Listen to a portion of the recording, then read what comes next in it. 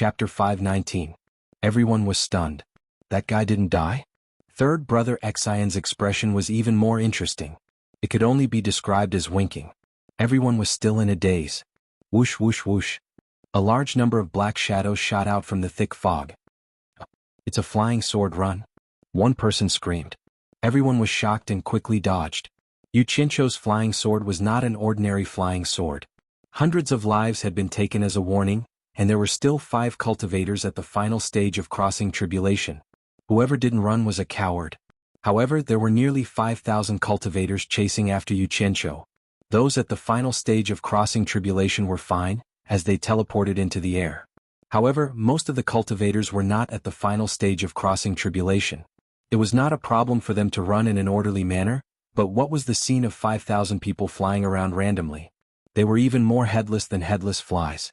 It was really a mess, so much so that many people flew up and were knocked down again. Bloody noses and swollen faces were not suitable for cultivators, but in order to escape, there were many who fought and kicked. Some people pulled, some people kicked. Who asked you to block my way? There was a lot of shouting and cursing. The result of this chaos could be imagined. Thousands of black flame flying swords shot out like lightning and strangled people. There was no need to deliberately control them, all they had to do was rush into the crowd and shoot randomly. Magic tools and magic treasures were all useless. They could not block the attack of the black flying swords at all. All the obstacles were so fragile that they were easily defeated. The shouting and cursing immediately turned into wailing and screaming. They cried so hard that the sky and earth almost changed color. This scene was even more spectacular than the previous 500 people. This time it was 5,000 people and it was called a rain of blood. Not to mention the rain of blood, even the broken limbs and other body parts were like rain.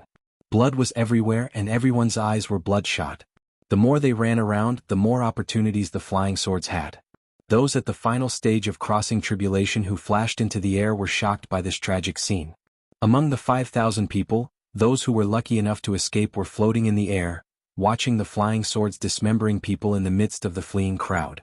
They did not feel lucky, they only felt a chill down their spine, and their bodies trembled uncontrollably. Massacre. It was a massacre. Yu Qianqiu had gone mad. He had no regard for human life. What they didn't think about was whether they had gone mad when more than 5,000 people forced Yu Qianqiu into a dead end.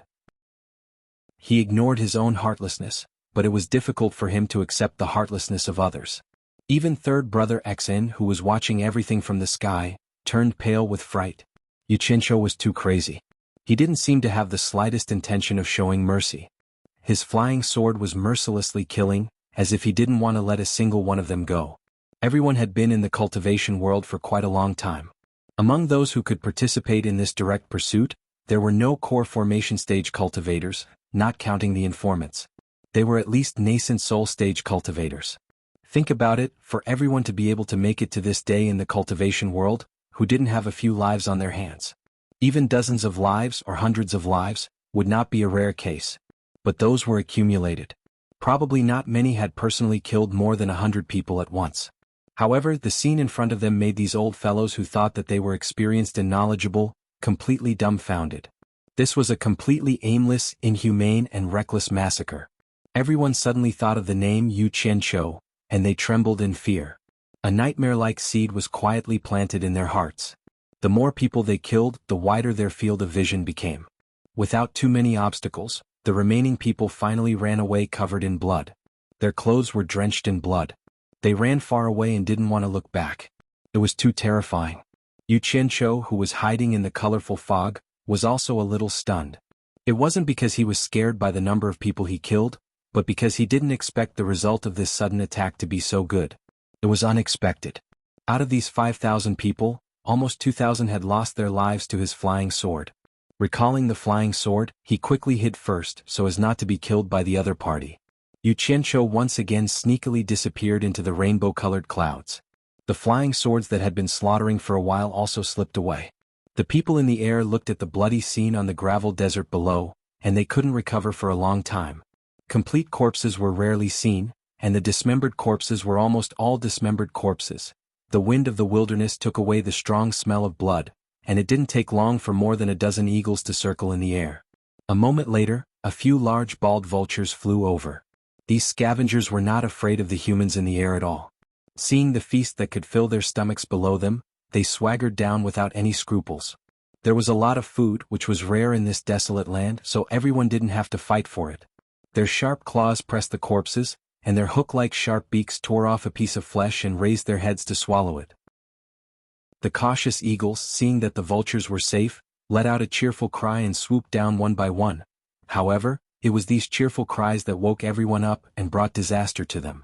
When everyone discovered that these feathered beasts were actually eating the corpses of their fellow disciples, they were immediately furious.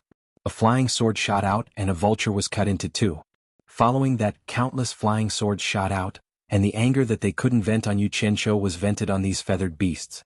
In an instant they were all slaughtered and feathers flew in the air.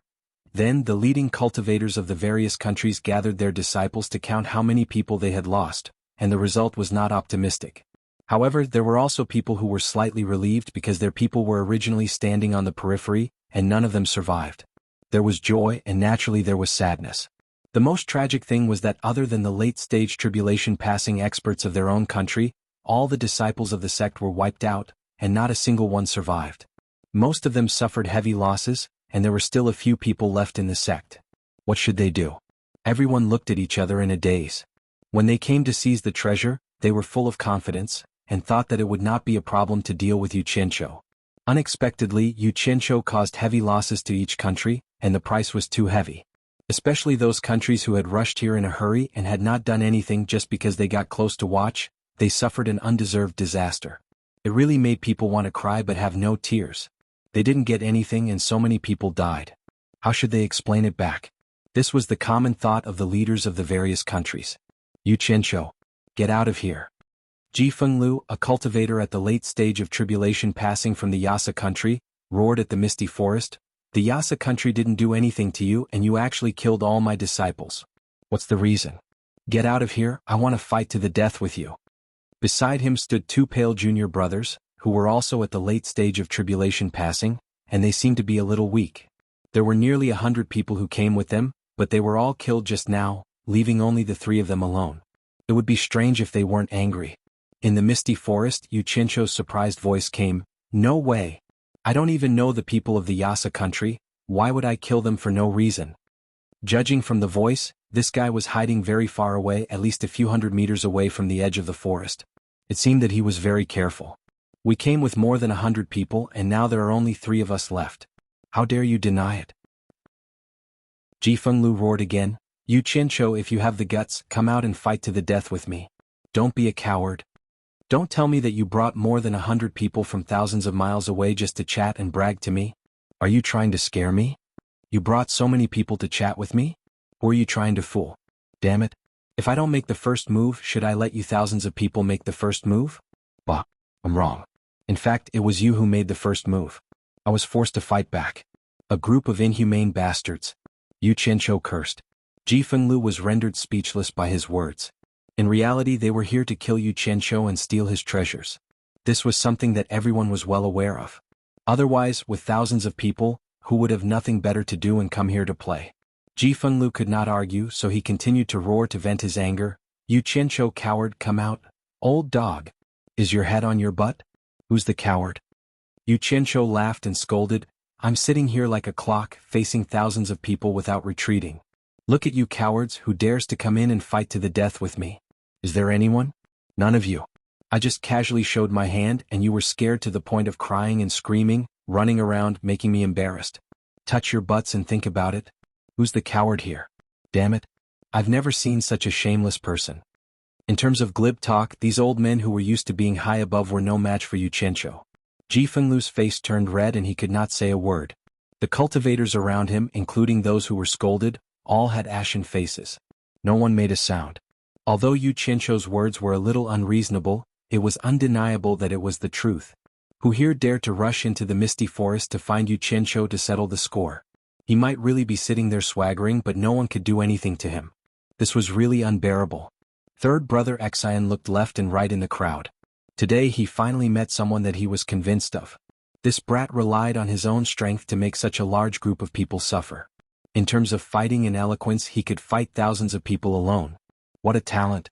Third brother Xian could not help but sigh at his master's wisdom.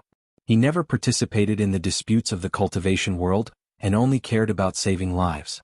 If he was like the other countries and brought people here today, not only would he suffer, he would also be very angry. Everyone, I, the world's #1 expert below the soul formation stage, am sitting here. If anyone is not convinced, feel free to come and challenge me. One-on-one or all at once, I will take you all on. In the colorful fog, Yu Qianzhou's infuriating and mocking words came again. Chapter 520. What a joke, the dozens of disciples in front of him hadn't even turned into dirty water yet. They didn't cry out in pain or feel any discomfort, dying so mysteriously. Who dared to barge in now to die? But what was inconceivable was, why was Yu Qianzhou, this guy, talking cheerfully and wittily inside, completely fine? No one made a sound in reply, letting Yu Qianzhou mock and ridicule inside. Whoever spoke back was just asking for it. Ji Fenglu was a very good example. Right now he was gnashing his teeth in anger, but there was nothing he could do. Yu Qianzhou scolded for a long time until his mouth was dry, but no one paid attention to him. He couldn't be bothered to scold anymore and started to split his attention to examine this mysterious misty forest. Hearing the scolding inside stop, Ji Fenglu's expression changed. Crap. Misty forest is so big, what if he runs away from somewhere else? Run.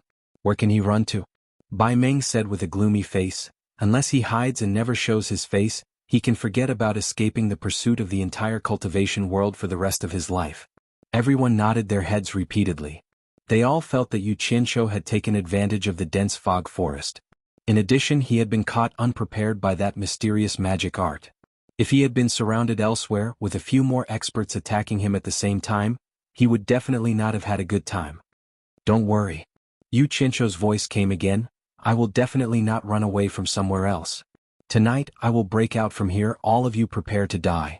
I won't talk to you guys for now, I'm going to take a stroll around first, I'll come back to settle the score with you guys at night. His tone was abnormally arrogant, practically treating all the cultivators in the world as nothing. Ji Fenglu was so angry that he kept shouting. His hands formed a circle, sucking up a large pile of gravel from the ground, and fiercely pushing it towards Misty Forest. A large pile of densely packed gravel shot in with a whistling sound.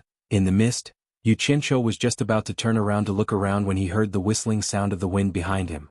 He jumped in fright, thinking that the other party had launched an attack. Without another word, thousands of black flame-flying swords flashed out and destroyed all the things that came at them. The reason why the fog here was thicker was because he had used the water art to release the fog. This was to better control this area and avoid being ambushed without him knowing. Therefore, no matter how many stones were shot at him, they were all shattered. When he found that all the stones on the ground were stones, he felt like he had been tricked. He immediately cursed again. Which shameless old thing actually threw stones at people? Do you still have any morals? Ji Fenglu was infuriated once again. Bai Meng instead raised a hand and pressed it against his shoulder, his gaze lighting up as he stared at the gravel covering the field. The reason why no one dared to attack the fog was that they did not understand the power of this seven-colored fog. They were afraid that the magic tools and magic treasures in their hands would be destroyed if they came into contact with the poison. However, they did not expect that they could borrow the gravel in this field. Bai Meng waved at everyone and pointed at the gravel in the field. He then pointed at Ji Fenglu, indicating for everyone to copy what he had done just now. Everyone's face lit up. Without a word, they swept up a large amount of gravel on the ground and fiercely pushed it in the direction where Yu Qianzhou's curses came from. In an instant, the earth-shattering gravel shot into the fog with a whooshing sound. When the rain of gravel rushed into the fog, Yu Qianzhou immediately guessed what it was. So many? He was a bit dumbfounded. F***ck. He hurriedly jumped into a trench at the side. Above his head were the shadows of locusts that were as dense as rain. That sound was truly frightening. Don't look at it as just rocks. There were quite a few tribulation stage experts among them. When those rocks attacked, they could casually break through a wall. Killing ordinary mortals was like cutting vegetables. Even if a cultivator was hit, they would not feel good. When there was no more movement, just as he jumped out, he immediately heard an earth-shattering sound surging towards him. Thus he jumped back again. When there was no more movement again, he immediately jumped out and flew away on his flying sword. As he turned around, he roared, "A bunch of shameless people, just you wait." Everyone rolled up the gravel again. Although they knew that this wouldn't do anything to him, it was also a way to vent their anger.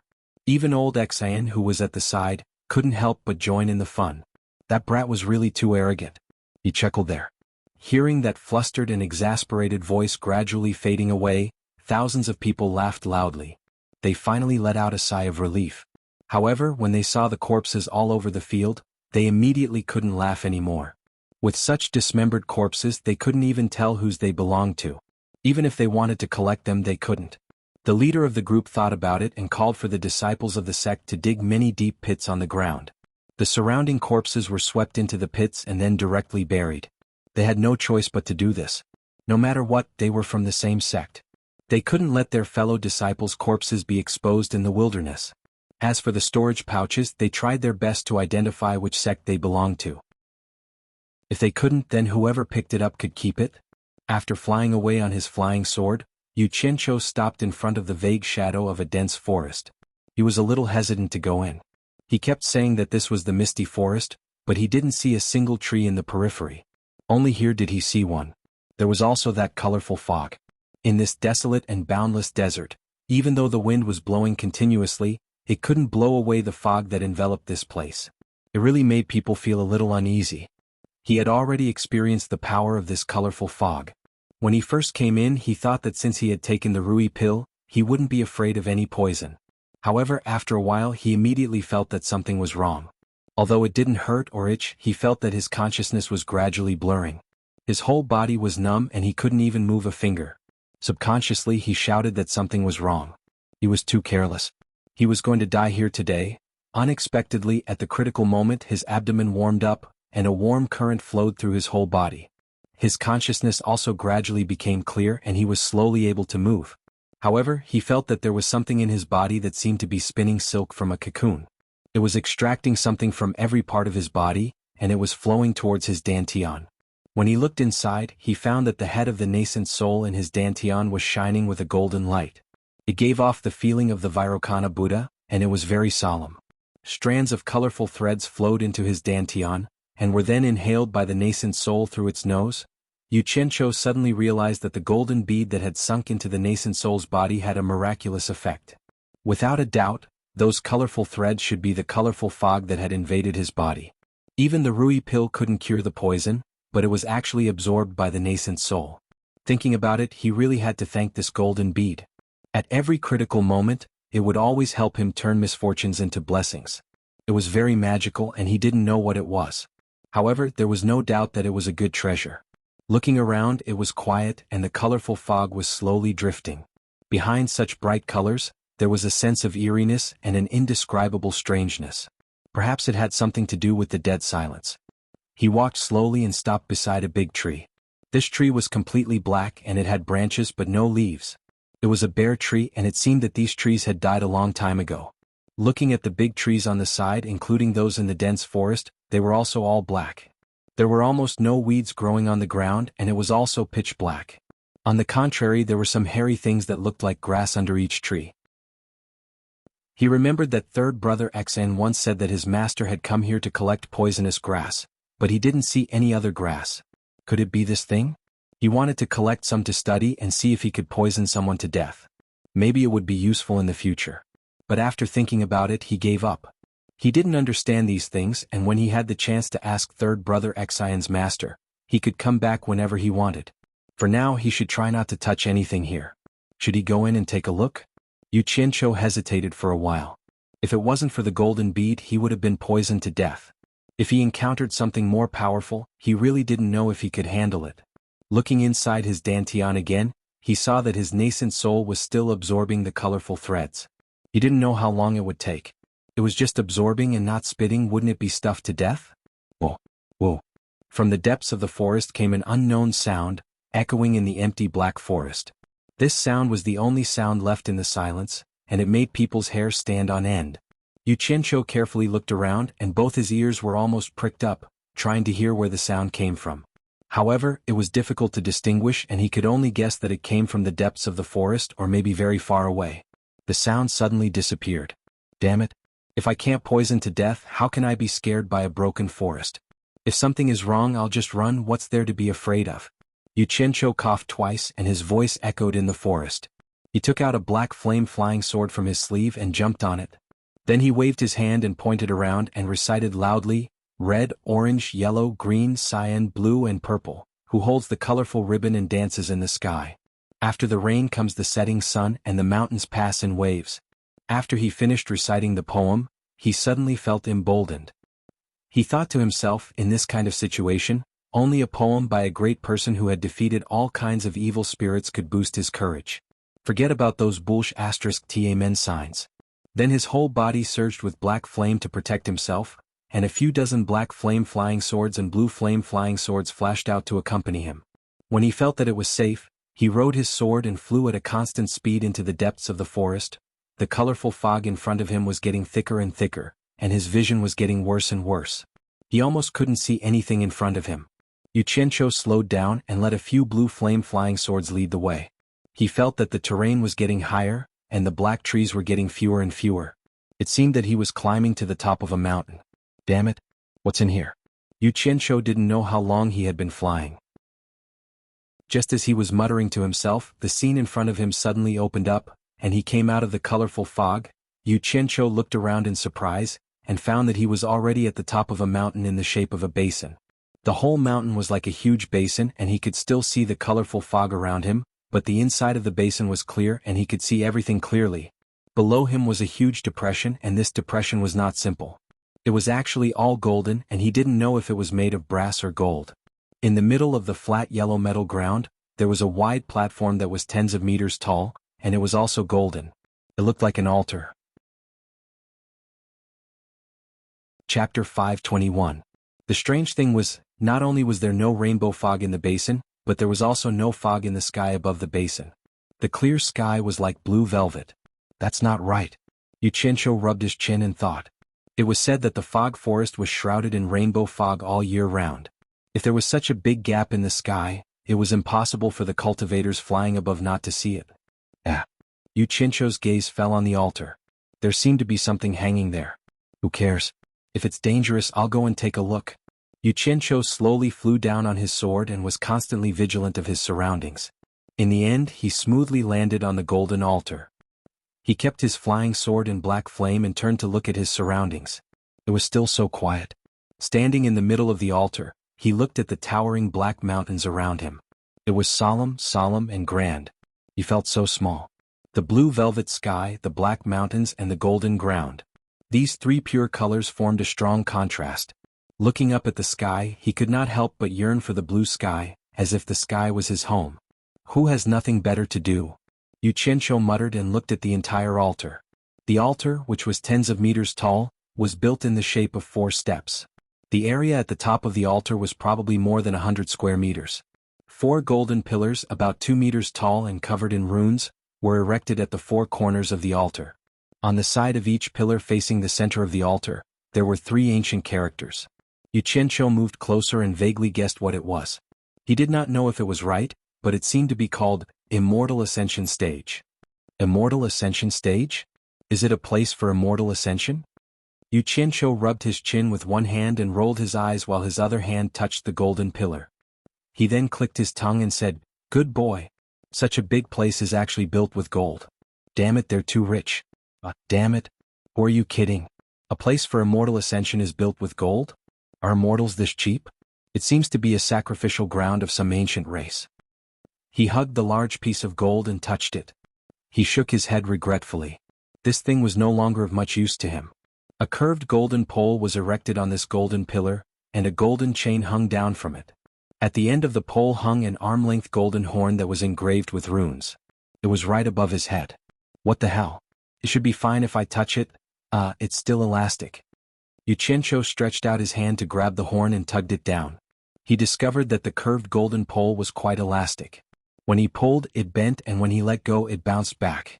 Looking around, he estimated that the only thing that could move was the golden pole with the horn hanging on it. Everything else was hard. Strange. Where did that sound come from?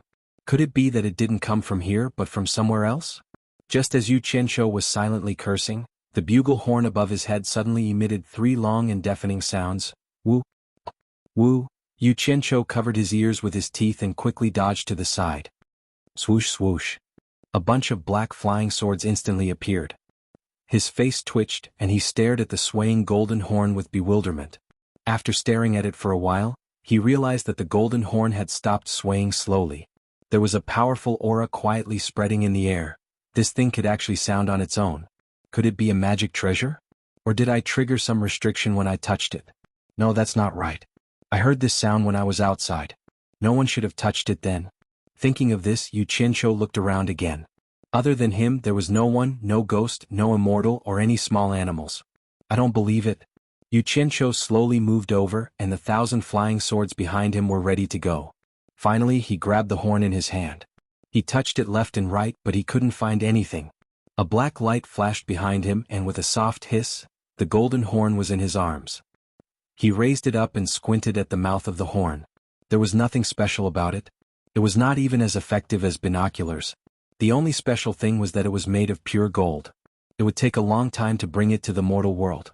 There were no germs, right? Yu Qianqiu looked at it, pulled up his clothes and wiped the mouth of the horn. He then got into position, put it in his mouth and blew hard. In the end, not even a fart came out. This guy had always been the rebellious type. He heard the sound just now. Why didn't I blow? He circulated his primordial essence and blew hard into the mouth of the horn.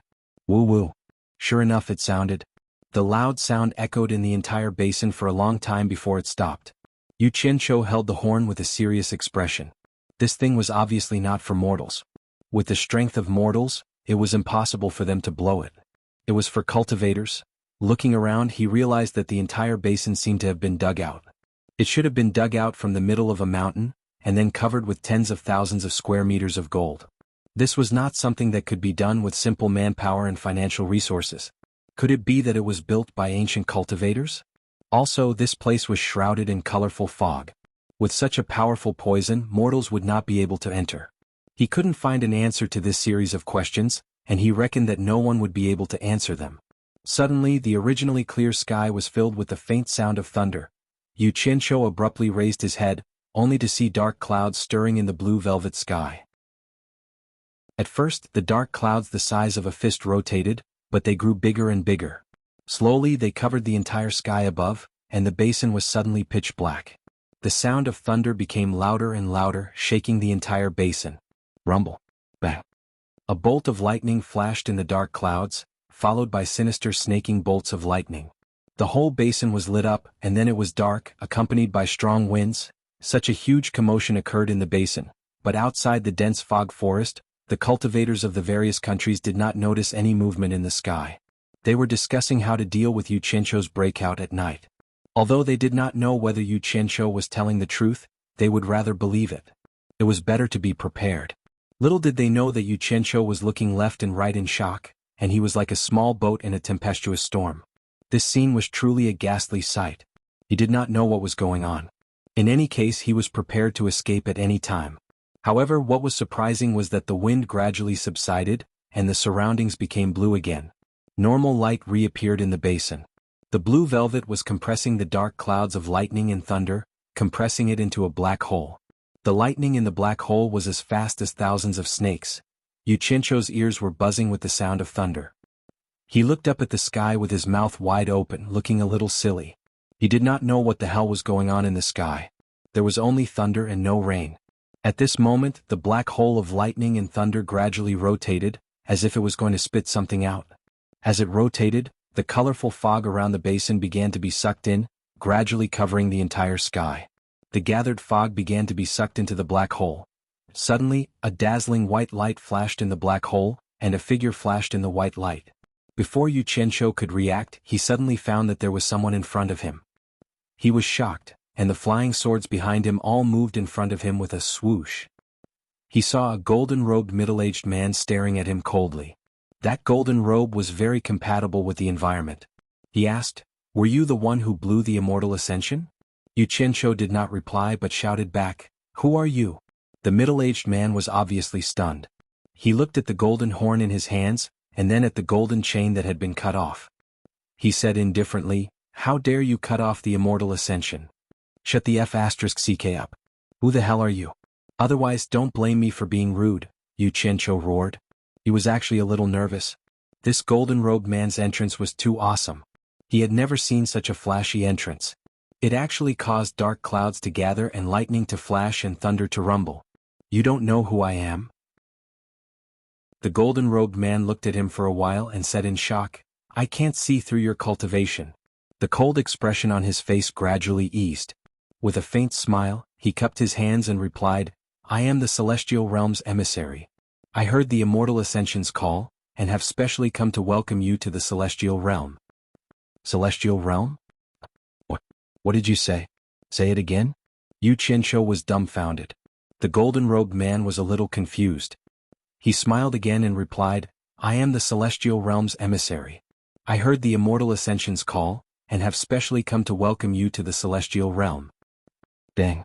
The horn in Yu Qianqiu's hand fell to the ground. He pointed at him and stammered, "You mean you are a deity from the celestial realm?" He could not help but look up at the spinning black hole that was still filled with lightning. "For the people of the mortal world, you can call me that." The golden-robed man smiled politely.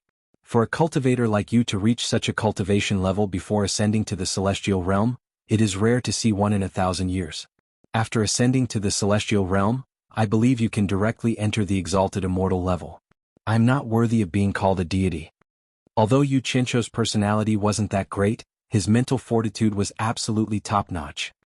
He gradually relaxed his mind, looked around his feet and said, "Holy sh*t, this damn place is really a place for immortal ascension." The flying swords all scurried back into the storage bag. He now believed that this guy was really a deity. He had no choice but to believe it. The phenomenon in the sky was extraordinary. Since the other party had already regarded him as a master, he might as well pretend to be a master first and sound him out. If it did not work, he would quickly leave. Of course, the immortal ascension stage is naturally a place for immortal ascension, the golden-robed man said politely. Although Yu Qianqiu was still a little surprised, he saw that the other party bullied the weak and feared the strong. Even if he was a deity, he would not be able to do so. Therefore, he walked around the golden-robed man a few times with his hands behind his back. As he sized him up, he asked, "Do you often come here to welcome people to immortal ascension?" "No." The golden-robed man cupped his hands. "There are 72 worlds in the mortal world. This world has stopped for countless years. No one has ascended to the celestial realm. You are the first in countless years. At the same time, you are also the person with the highest cultivation level in the 72 worlds." Chapter 522. My cultivation level is average. I'm passable. Yu Qianqiu laughed and pointed around. "What's going on here? Why did you come the moment I blew the horn?" The golden-robed man's expression turned solemn. "A long time ago, an expert from the immortal world used his profound cultivation to break through the void and set up an array here. Once the immortal ascension is blown, it can reach the heavens. Our emissaries will open the corresponding passage to receive you." "Then why did I hear the immortal ascension being blown by itself?" Yu Qianqiu asked curiously. The golden-robed man smiled. "You may not know this, but our emissaries also blow the immortal world's emissaries. Once the immortal ascension is blown, the mortal world's immortal ascension will resonate. Cultivators who have reached a certain level of cultivation will be able to hear the call no matter how far they are. They will follow the sound to the immortal ascension stage and ascend to the immortal world." As he spoke, he pointed at the basin. "If your cultivation level is not high enough, you won't be able to hear the horn no matter how loud it is." "The range of the array? You mean within this basin? Does that include the forest outside the basin?" Yu Qianqiu asked. "The range of the array is limited to the basin," the golden-robed man said patiently. This was because he had met Yu Qianqiu, who he could not see through. If it was someone with a lower cultivation level, they would not have the patience to chat with him. "That's strange. Then why can I hear the horn from outside?" Yu Qianqiu's face was filled with confusion, but he couldn't tell the other party that he was only at the nascent soul stage, yet he could hear it. Was the quality of his immortal ascension not up to standard? Or was it broken after years of disrepair? However, this was not a good question to ask. If he were to find out that he was pretending to be powerful in front of the other party, he might even be killed. This was an immortal from the immortal world. Who knew what powers he had? What made him even more curious was that the golden bead in his body was so magical that even an immortal could not see through his cultivation level. Does one have to reach a certain level of cultivation to ascend to immortality? Can those with insufficient cultivation be promoted? Yu Qianqiu asked with a glimmer of hope. He was quite interested in becoming a legendary immortal. When the time came, he could bring his entire family and his subordinates along to bask in the limelight. That would be great. The golden-robed man was stunned for a moment before he said, If your cultivation isn't high enough, you won't be able to withstand the might of the immortal ascension passageway. But he paused for a moment before continuing, if there's a great immortal protecting him, or if there's some powerful protective immortal treasure, it won't be a problem. However, I'm afraid people who possess formidable immortal treasures or experts whose cultivation has reached the great immortal realm would disdain to do such a thing. Damn it. Isn't this the same as telling me that there's no hope? I don't have that many connections in the immortal world. If I had those connections, would I still be talking nonsense with you here? One look and I can tell that you're just an errand boy. Yu Qianqiu cursed silently. Seeing that he was still dawdling, the golden-robed man had been a guide for so many years, but this was the first time he had seen such a person. He thought to himself, an expert is indeed an expert.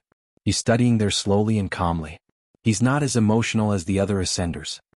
He could only remind him, you'd better hurry up and ascend with me. This immortal passage can't be opened forever. If there's no response, it'll automatically close later. Oh no. How am I supposed to get rid of him? Yu Qianqiu looked at the black hole in the sky and tried to find something to talk about. I thought that ascending to immortality is a process of having thousands of rays of light above your head and stepping on colorful auspicious clouds. I didn't expect it to be through this black hole. Could it be that this seven-colored mist was the legendary seven-colored auspicious cloud? Isn't that a little too vicious? Colorful auspicious clouds? The golden-robed man was stunned. He looked up and saw the colorful fog swirling with the black hole. Suddenly, his expression changed and he said in shock, What's going on? I was going to ask you what's going on. Don't you know? Yu Qianqiu glanced at him inadvertently and was stunned.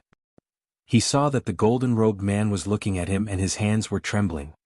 He could not help but ask, What's wrong with you? The colorful fog. Is it the soul-transforming smoke? Have I been poisoned by the legendary soul-transforming smoke? How could this be? What? The golden-robed man raised his head with great difficulty and looked at him in horror. I have no enmity with you. Why do you want to harm me? Why do you want to harm me with the soul-transforming smoke? You must have the antidote, you must have the antidote, please give me the antidote, save me. His voice became weaker and weaker. In the end he finally could not say anything. His whole body was frozen in a state of panic as he stretched out his hand to ask for help. Yu Qianqiu also froze in place and looked at the golden-robed man in shock. This situation was so familiar. It was the same as the dozens of poison cultivators from the Jinshan kingdom that he had peeked at in the fog. Could it be that even immortals could not resist the poison of the colorful fog? What's wrong with you? Yu Qianqiu asked again weakly. Then he asked a few more times but there was no response. Only then did he confirm that the golden-robed man was dead. He looked up at the still spinning black hole speechlessly. The colorful fog around it was still being sucked in slowly. The colorful fog. The soul-transforming smoke? He muttered and frowned deeply. A lot of mysteries surged in his mind. The golden-robed man obviously did not expect to see the colorful fog in this place. That was the soul-transforming smoke he mentioned. Where did it come from? In short, it would not appear for no reason. It was obviously left behind by someone. Or maybe it was deliberately left behind by someone. When the immortal ascension passage was opened, the spinning black hole naturally sucked in the colorful fog. Those who came out of the black hole would suffer if they were not prepared. Even immortals could not resist the soul-transforming smoke. It was definitely not a coincidence that it was set up at the immortal ascension stage. Yu Qianqiu suddenly felt a sense of conspiracy. It seemed that the entire misty forest was set up by someone to prevent anyone from entering and at the same time, not even immortals. Perhaps it was mainly targeted at immortals. Who could have such a grand plan? Was it a cultivator from the cultivation world? That was absolutely impossible. As Yu Qianqiu's eyes flashed, a bolt of lightning flashed out of the black hole and formed a twisted bolt of lightning in the sky above the basin. The black hole in the sky spun faster and faster. Finally, it turned into a dot and slowly disappeared. After the colorful fog in the sky lost its suction force, it began to drift back and return to the surroundings outside the basin. The sky reappeared, but it was filled with stars, twinkling brightly. The golden-robed man opposite him was still begging with a terrified expression. Yu Qianqiu shook his head and sighed. Immortal brother, I'm sorry. I didn't know that I could blow an immortal to death with just a casual blow. I really didn't mean it. Please rest in peace. It's not safe to stay here for long. I'll take my leave first. Yu Qianqiu took out a few small silver balls and scattered them in all directions. It would be convenient if he wanted to come again in the future. He kicked the golden horn on the ground. It was also a treasure. He picked it up and was about to put it into his storage bag when he stopped and shook his head. He thought that it was better not to take it. If he attracted a few immortals because of this thing, he would be killed. After a moment of hesitation, he walked to the pillar with the horn and pulled down the golden chain. 2 green flames lit up between his thumb and index finger, and he reconnected the broken chain. After he let go, the horn hung on the pillar again. It's returned to its owner. I just came here for a stroll. It's none of my business. Wuxia shrugged. He threw out a green flying sword and jumped on it. With a whoosh, he flew to the top of the mountain.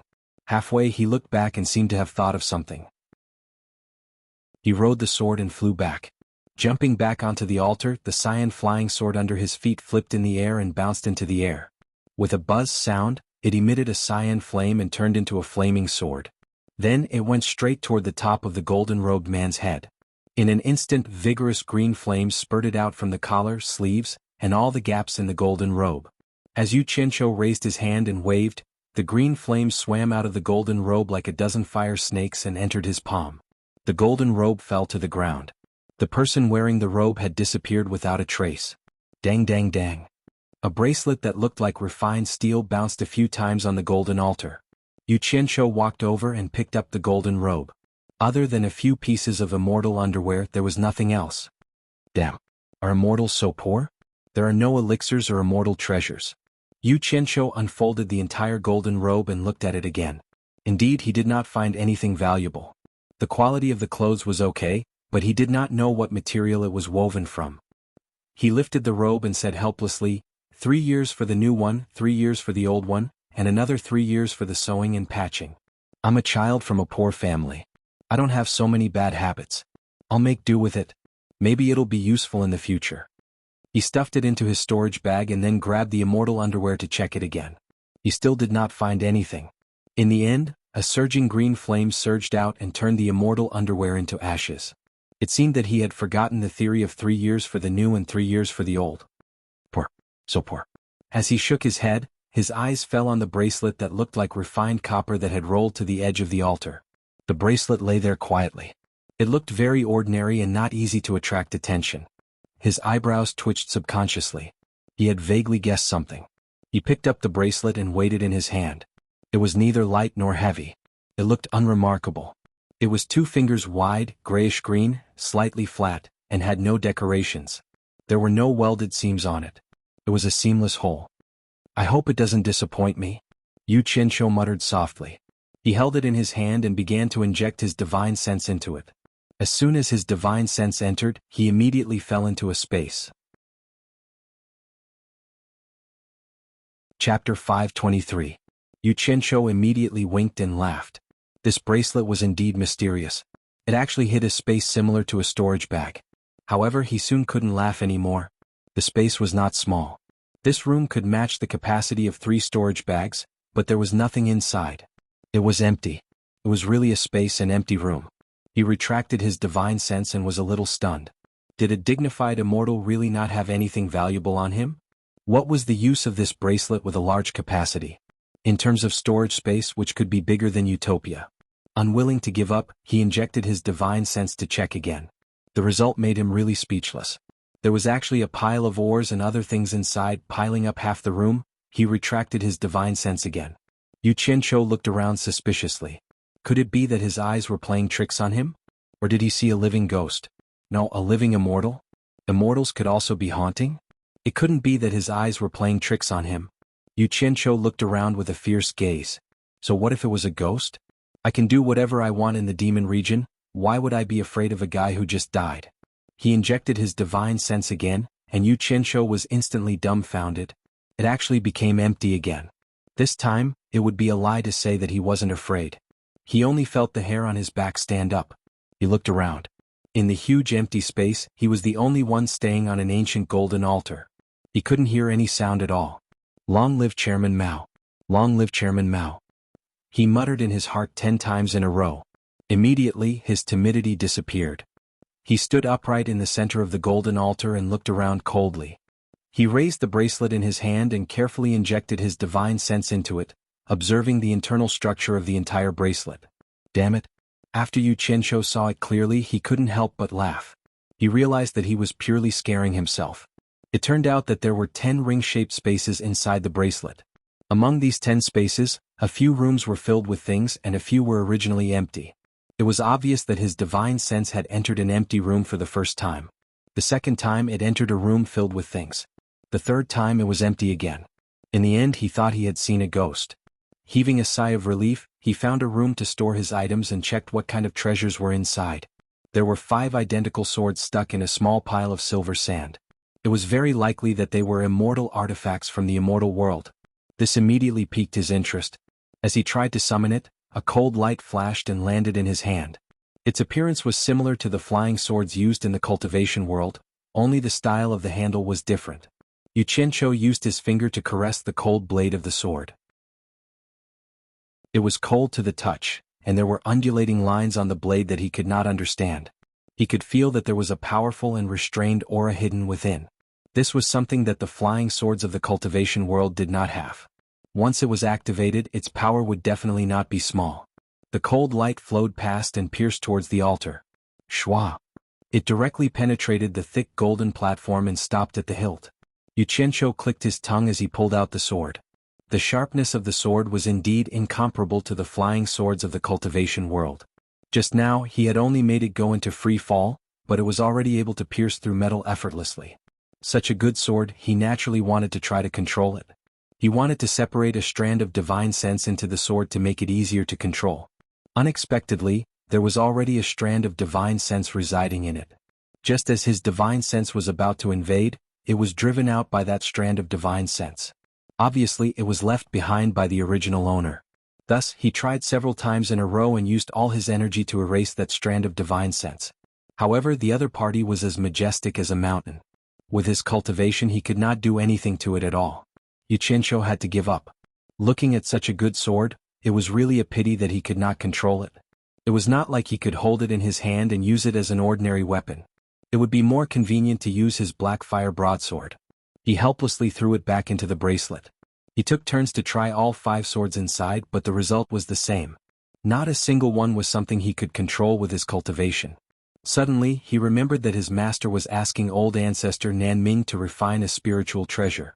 He wondered if he could give this sword to his master. With his cultivation, would he be able to erase the divine sense inside? If he could, since there were 5 swords inside, he should give one to his master as a show of filial respect.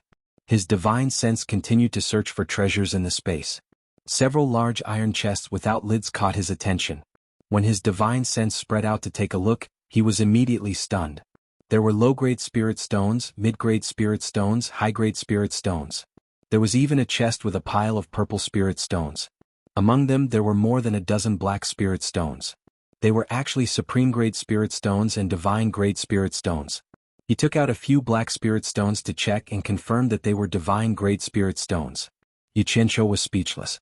It seemed that divine-grade spirit stones were also a circulating currency in the immortal world. Otherwise, the chances of these immortals running errands would not be high. Surprisingly, there were also low-grade things like low-grade spirit stones in the immortal world. But when he thought about it, it made sense. After all, they were things that contained spiritual energy. The immortal world probably had more of them. After putting away the spirit stones, he looked at the sky and couldn't help but sigh. If only he could get more high-grade spirit stones in the immortal world. Then his subordinates wouldn't be short of money. But then again, if he really had the cultivation to go to the immortal world, he would probably be invincible in the mortal world. Why would he still work so hard to get spirit stones? Looking at the shining stars in the sky, his heart suddenly skipped a beat, and the true essence in his body became a little restless. Ah! Yuqianqiu exclaimed. This feeling was a little familiar. It seemed to have appeared when he was cultivating the fire and water arts. Could it be? He looked around and saw that he was in a golden world. Looking at the stars in the sky, he became a little excited. Could it be that the opportunity to cultivate a new art had arrived? Could it be the Western Star Chart's gold character art?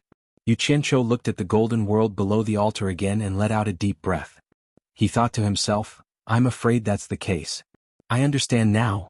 It wasn't a coincidence that I could successfully cultivate the fire and water arts. When I comprehended the fire art, I happened to be next to the earth fire. When I comprehended the water art, I happened to be next to the 1,000-mile lake on Abedian Island. This was because I had the corresponding attribute as a primer to stimulate the meridians in the star chart to form the art. No wonder he thought he had memorized the remaining 3 star maps by heart, and often exhausted his mental energy to no avail. It turned out that this was the secret. That's not right. When I comprehended the earth art, didn't I also sit on the ground? If I have the corresponding attribute, why can't I stimulate the same art? Yu Qianqiu thought hard for a while, but he still couldn't figure out where the problem was. Feeling the turbulent true essence in his body, he decided not to think so much. He would first see if the opportunity to cultivate the Western star chart's gold character art had arrived.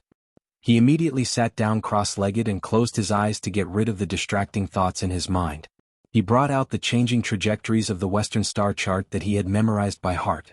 The moment the star chart appeared, his mind entered a clear and bright state. His mind was void of everything and he was swimming in the sea of stars. The changing trajectories of the stars gradually became clear in his mind. His brain quickly calculated the changes of every star in the Western star chart. With such complicated changes of the stars, if he didn't enter a state of selflessness and get rid of all distracting thoughts, how could he experience the changes of every star? His mind was dead silent. The changing trajectories of the stars gradually became traceable. Those fixed stars in the sky transformed into bones, flesh, and meridians in his mind. Those moving stars gradually formed the trajectory of true essence. It became clearer and gradually perfected. When he had completely mastered it, Yu Qianqiu was still immersed in it without any joy or sorrow. The true essence in his body had already started to move according to the perfect trajectory. Yu Qianqiu sat cross-legged on the golden altar. He was surrounded by mountains and above his head was the starry sky. His mind was as calm as still water. The originally empty mountain basin gradually became alive. If one looked closely there wouldn't be any changes, but it made people feel as if it was alive. Perhaps only Yu Qianqiu himself understood. He could feel the changes in his surroundings through his soul. Many white fairies were emerging from the golden altar and flying towards him happily. His open pores were happily accepting them. Countless white fairies integrated into the true essence in his body and gathered into an army of streams, rushing towards his dantian. As the nascent soul in his dantian breathed, it continuously absorbed them. After a while the nascent soul stopped absorbing the white fairies. The rejected white fairies began to look for another way out. They began to rush towards Yu Qianqiu's limbs and bones. They drilled into every cell and filled in. The cells were originally occupied by the water and fire elements. Seeing that there were new guests, they immediately compressed again, leaving an equal space for the white gold elements. At this moment, a gratified smile appeared on Yu Qianqiu's face. It was a success. Suddenly, his face stiffened and he opened his eyes. Before he could fill every cell with gold elements, he forcefully stopped the absorption. He slowly stood up and looked at the golden altar that he was sitting cross-legged on. He saw that the 4 golden pillars around it were obviously thinner, and the surface of the altar also seemed to be thinner. He looked around and was a little depressed. Could it be that the golden gold art could only absorb gold? Where would he get so much gold for him to absorb in the future? If he absorbed all the gold elements, this formation would probably be destroyed. He really didn't know what would happen then. Moreover, this formation might be useful in the future. This was the only channel to the immortal world that he knew of.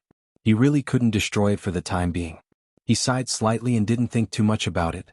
What he wanted to know the most was what benefits he would get from cultivating the golden gold art. He raised his hand and spread out his fingers. The golden gold art operated according to his will, and a layer of golden glove instantly appeared on his palm. He didn't know whether to laugh or cry. Could it be that the golden gold art could make gold appear out of thin air? Then he wouldn't have to worry about not having money to spend in the secular world in the future. The bitter smile on his face hadn't disappeared when his expression suddenly changed. He felt that the true essence in his dantian was agitated, as if something big was going to happen. Chapter 524. Without saying a word, he put the bracelet on his wrist and immediately closed his eyes. The red and black crystal beads in his dantian were originally revolving around his nascent soul, but for some reason they were now motionless. The true essence in his dantian was also revolving at a uniform speed with the 2 beads, like an ancient nebula that had lost its momentum, immediately surging around his dantian. What was going on? Yu Qianqiu didn't know what to do in the face of this abnormal phenomenon. The situation in his dantian was different from others, and he didn't even have anyone to ask for advice. The only thing he could do now was to stay put and not forcibly interfere with it, so he decided to wait and see. Suddenly, he seemed to see the nascent soul in his body move, and his attention immediately focused on the nascent soul. He saw the nascent soul's pink little face was red, and its little head was raised and lowered repeatedly, and even its little arms and legs were kicking a few times. Looking at the situation, it seemed that something was blocking its breathing. Yu Qianqiu was a little panicked. Could it be that the poison of the colorful fog had taken effect? Damn it. If the nascent soul was poisoned to death, wouldn't my cultivation be crippled? Just when he didn't know what to do, the nascent soul suddenly raised its head, opened its mouth and sneezed. Pooh! A white light was spat out. Then the nascent soul comfortably took a few breaths and gradually calmed down. Yu Qianqiu was a little relieved as long as the nascent soul was fine. His attention turned to the white light flying around his dantian. He didn't know what it was, but it actually blocked the nascent soul's breathing. At this moment, as the nascent soul returned to normal, the two red and black beads that stopped at the nascent soul's waist gradually began to rotate again. Yin and yang moved, and the qi was born. The scattered true essence in his dantian gradually followed the rotation, and the chaos slowly returned to order. The speed of the white light flying around his dantian was limited by the rotating true essence, and Yu Qianqiu finally saw its original appearance. It turned out to be a white crystal bead, and it looked the same as the red and black beads, only the color was different.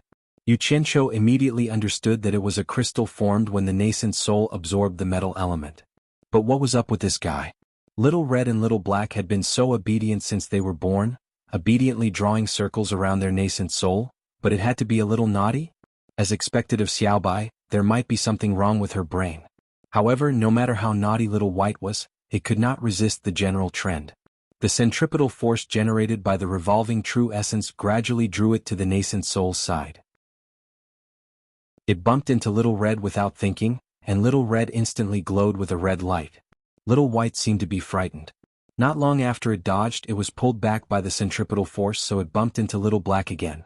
Little Black also glowed with a black light as if warning it. Little White retreated again, but it couldn't escape the centripetal force. Left with no choice, it gently inserted itself between Little Red and Little Black and emitted a weak white light as if saying, "I'm also round, I can also emit light, give me a spot." After the red and black beads saw that the white bead also emitted light, the red and black lights of the two beads became even brighter. As they rotated, they leaned against each other and finally gave up a spot for Little White. The distance between the three beads suddenly became equal, forming a tripod, and they rotated around the waist of the nascent soul. Yu Qianqiu clicked his tongue in wonder. These three beads seemed to have a spirit of their own. Just when he breathed a sigh of relief and thought that it was over, the light of the three beads became brighter and brighter. The light of the three beads became brighter and brighter.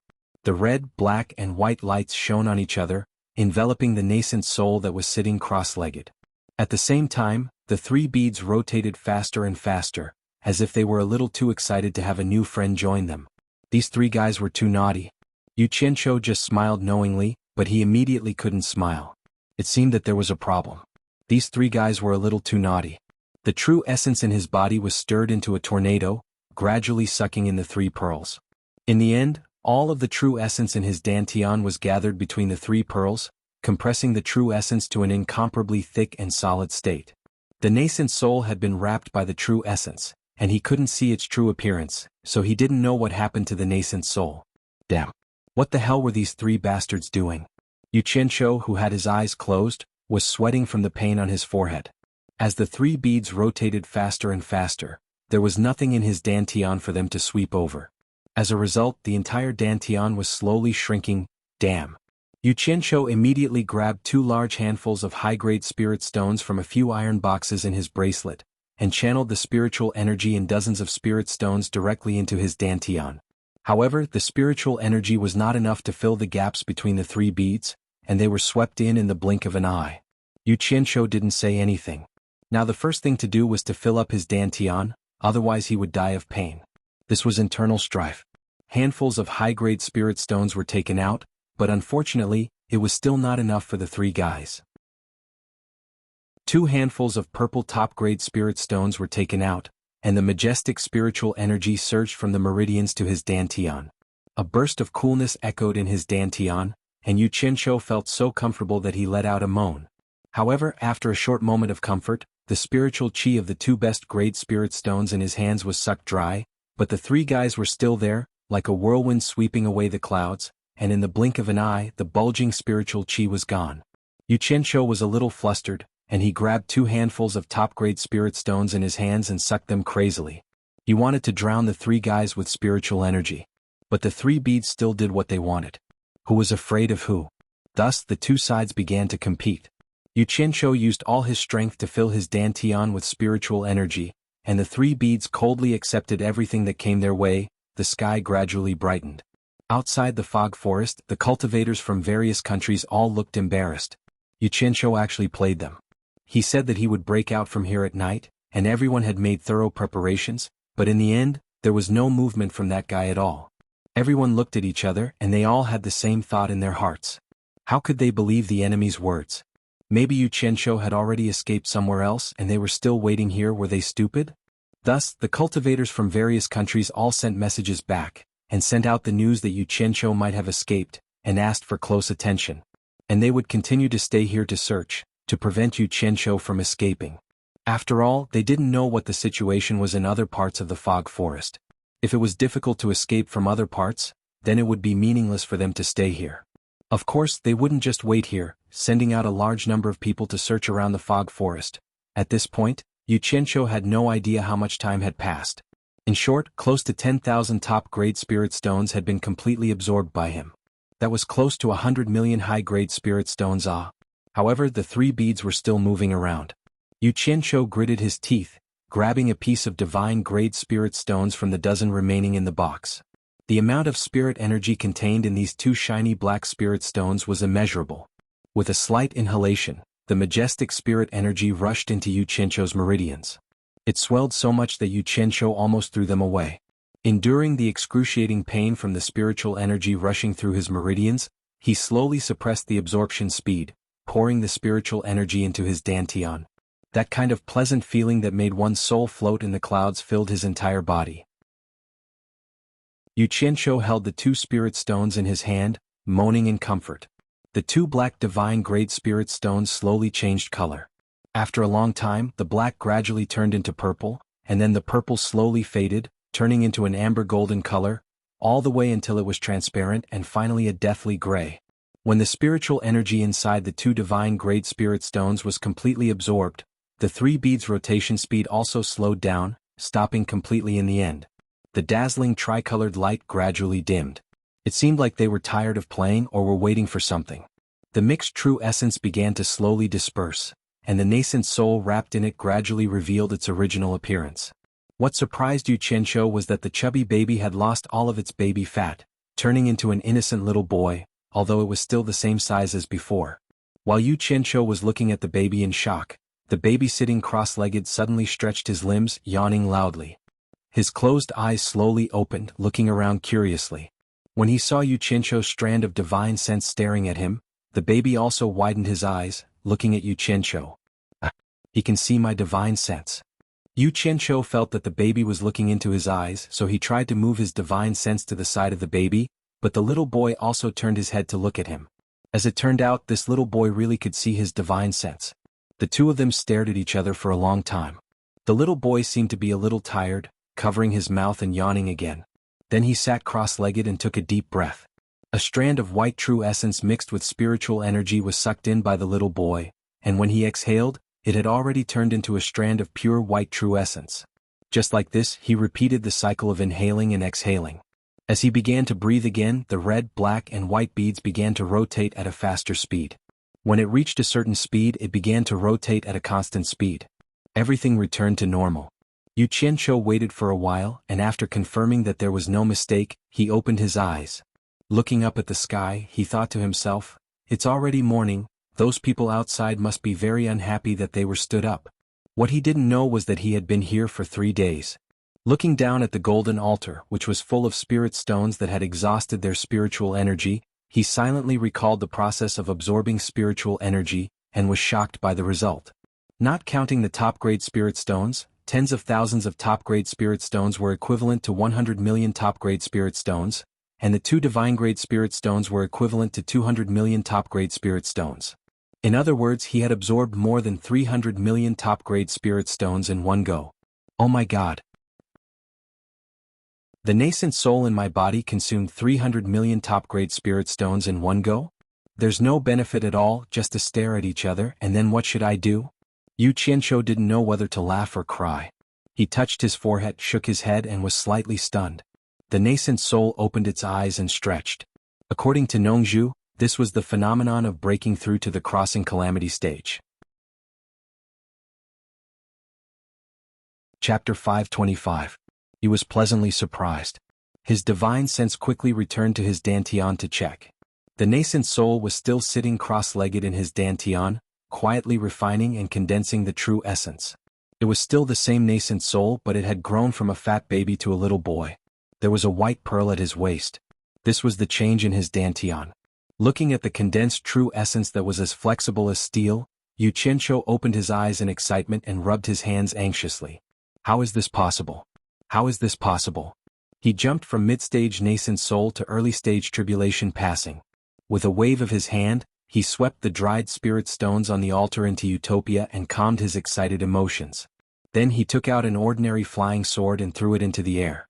Then he circulated his qi, driving the true essence in his body, and his shield of vigor quickly surged out. It was obviously different from the nascent soul protective aura. It was much more transparent and stable. With a point of his finger, the flying sword whistled toward him. With a clang, the flying sword was deflected, and the protective aura was unscathed. He then retracted the protective aura with a face full of surprise. The flying sword flew back with a swoosh and entered his storage bag. Then he closed his eyes and opened his arms. Between his sleeves, one side was constantly glowing with green light, while the other side was flashing with black light. Green and black flying swords continuously surged out. After the total number of flying swords exceeded 1,000, they were still emerging. When the number reached nearly 3,000, he opened his eyes and exhaled. He looked at the green and black flying swords around him in surprise. Guiyuan sword technique, sword control. Yu Qianqiu shouted and moved his fingers like a swimming dragon. Suddenly, the 3,000 two-colored flying swords danced in the sky in the basin, sometimes like a swarm of bees, sometimes like a flying dragon. The swords moved according to his will. It was a spectacular scene. It seems that controlling 3,000 flying swords is still a little difficult. I can only control 2,000 at the same time with ease. Yu Qianqiu muttered to himself. He took a deep breath and flicked his sleeves. His whole body soared into the sky and quickly floated in mid-air. Activating the sword art, the 3,000 flying swords created all sorts of obstacles in the air. Yu Qianqiu's figure flashed, rapidly changing his figure among the obstacles, quickly shuttling back and forth, experiencing the pleasure of flying in the air after getting rid of the flying swords. In the past, when he was flying, he could only adopt a standing or squatting position at all times. This was sometimes a very disadvantageous thing in a complicated situation. But now, he could change his posture and fly in the air as much as he wanted. Howl? He let out a long howl in mid-air, and his body quickly flashed out of the sword net barrier, flying in circles in the huge basin space. The 3,000 flying swords followed closely behind him. Yu Qianqiu looked back and smiled. With a thought in his mind, the 3,000 flying swords lit up with either green or black flames at the same time. The green and black lights intertwined, creating a lonely but unique radiance. That scene was simply breathtaking. He was like a phoenix that had just been reborn from the ashes, dragging a huge and gorgeous tail flame behind him as he soared in the sky. It was a very beautiful scene, but he was the only one admiring himself, stroking his hair coquettishly, dancing alone. Experiencing the more powerful energy in his body than ever before, it was enough to support him to fly in the air. That feeling was wonderful and very satisfying. Yu Qianqiu dragged the tail flame behind him as he swooped down from the sky. When he was close to the ground, he quickly flew up in an arc, opened his arms and leisurely hovered in the air. The gorgeous tail flame quietly bloomed under his feet, elegant and calm.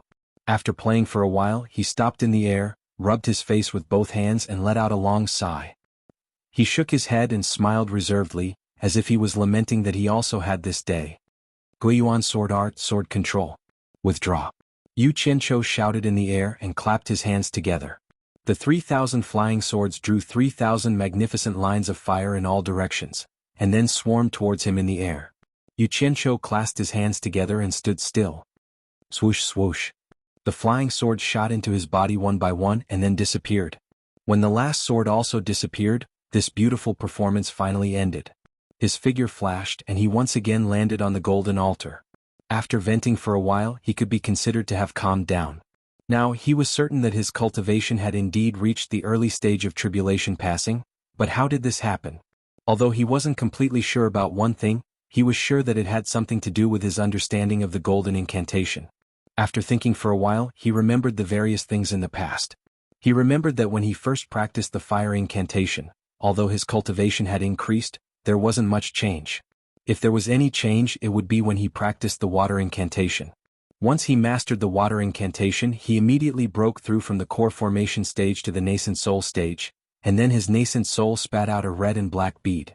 At that time, he didn't pay much attention to it, and thought that it was the result of his rapid cultivation progress. Now that he thought about it, his cultivation speed was indeed too fast. This time he just happened to practice the golden incantation, and his cultivation immediately broke through from the middle stage of nascent soul stage to the early stage of tribulation passing. Could these two breakthroughs be related? Once he mastered the water incantation, he broke through from the core formation stage to the nascent soul stage. Once he mastered the gold incantation, he broke through from the nascent soul stage to the tribulation passing. Then, if he comprehended the wood incantation or the earth incantation the next time, would he? Yu Qianzhou's body trembled and his eyes flickered. He didn't dare to think any further. According to his speculation, if he comprehended the wood incantation or the earth incantation again, wouldn't he directly break through from the tribulation passing to the soul formation stage? If he comprehended all 5 incantations, and his speculation was correct, he would enter another stage from the soul formation stage. Yu Qianzhou subconsciously looked back at the golden horn hanging on the golden chain. He thought to himself, perhaps at that time he would be qualified to blow it again. Then he shook his head and smiled bitterly. He still didn't know what was going on with these 5 incantations, and he didn't know when he would have the opportunity to comprehend the next incantation. He couldn't force it, and he was indeed thinking too far ahead. He didn't know that he had already stayed inside for 3 days, but the entire cultivation world outside had already been turned upside down because of him. Yu Qianzhou had single-handedly slaughtered more than 2,000 cultivators from various countries. This was simply too shocking. All the soul formation stage cultivators from various countries were furious. They immediately ordered their disciples to kill Yu Qianzhou, regardless of whether he was dead or alive. This time, Yu Qianzhou had ruthlessly slapped the faces of those soul formation stage cultivators who sent their subordinates to steal the treasures. This slap was incomparably resounding, and it shocked the entire cultivation world. But without a doubt, it also brought him a lot of trouble. The promise that the soul formation stage cultivators wouldn't interfere was broken. The first to break this promise was the lord of the Jinshan country, the soul formation mid-stage cultivator, Pu Taidong. The death of 5 disciples at the end of the tribulation passing stage made him furious. After receiving the news, he immediately rushed to the fog forest. However, with his cultivation, he didn't dare to trespass into the fog forest. This surprised his disciples. Third brother Xin, who was present, understood that the fog forest was extremely vicious. His master was proficient in medicine and had personally come here before. After testing the poison, he still didn't dare to enter. As for him telling Yu Qianzhou that his master had entered before, it was just to flatter his master.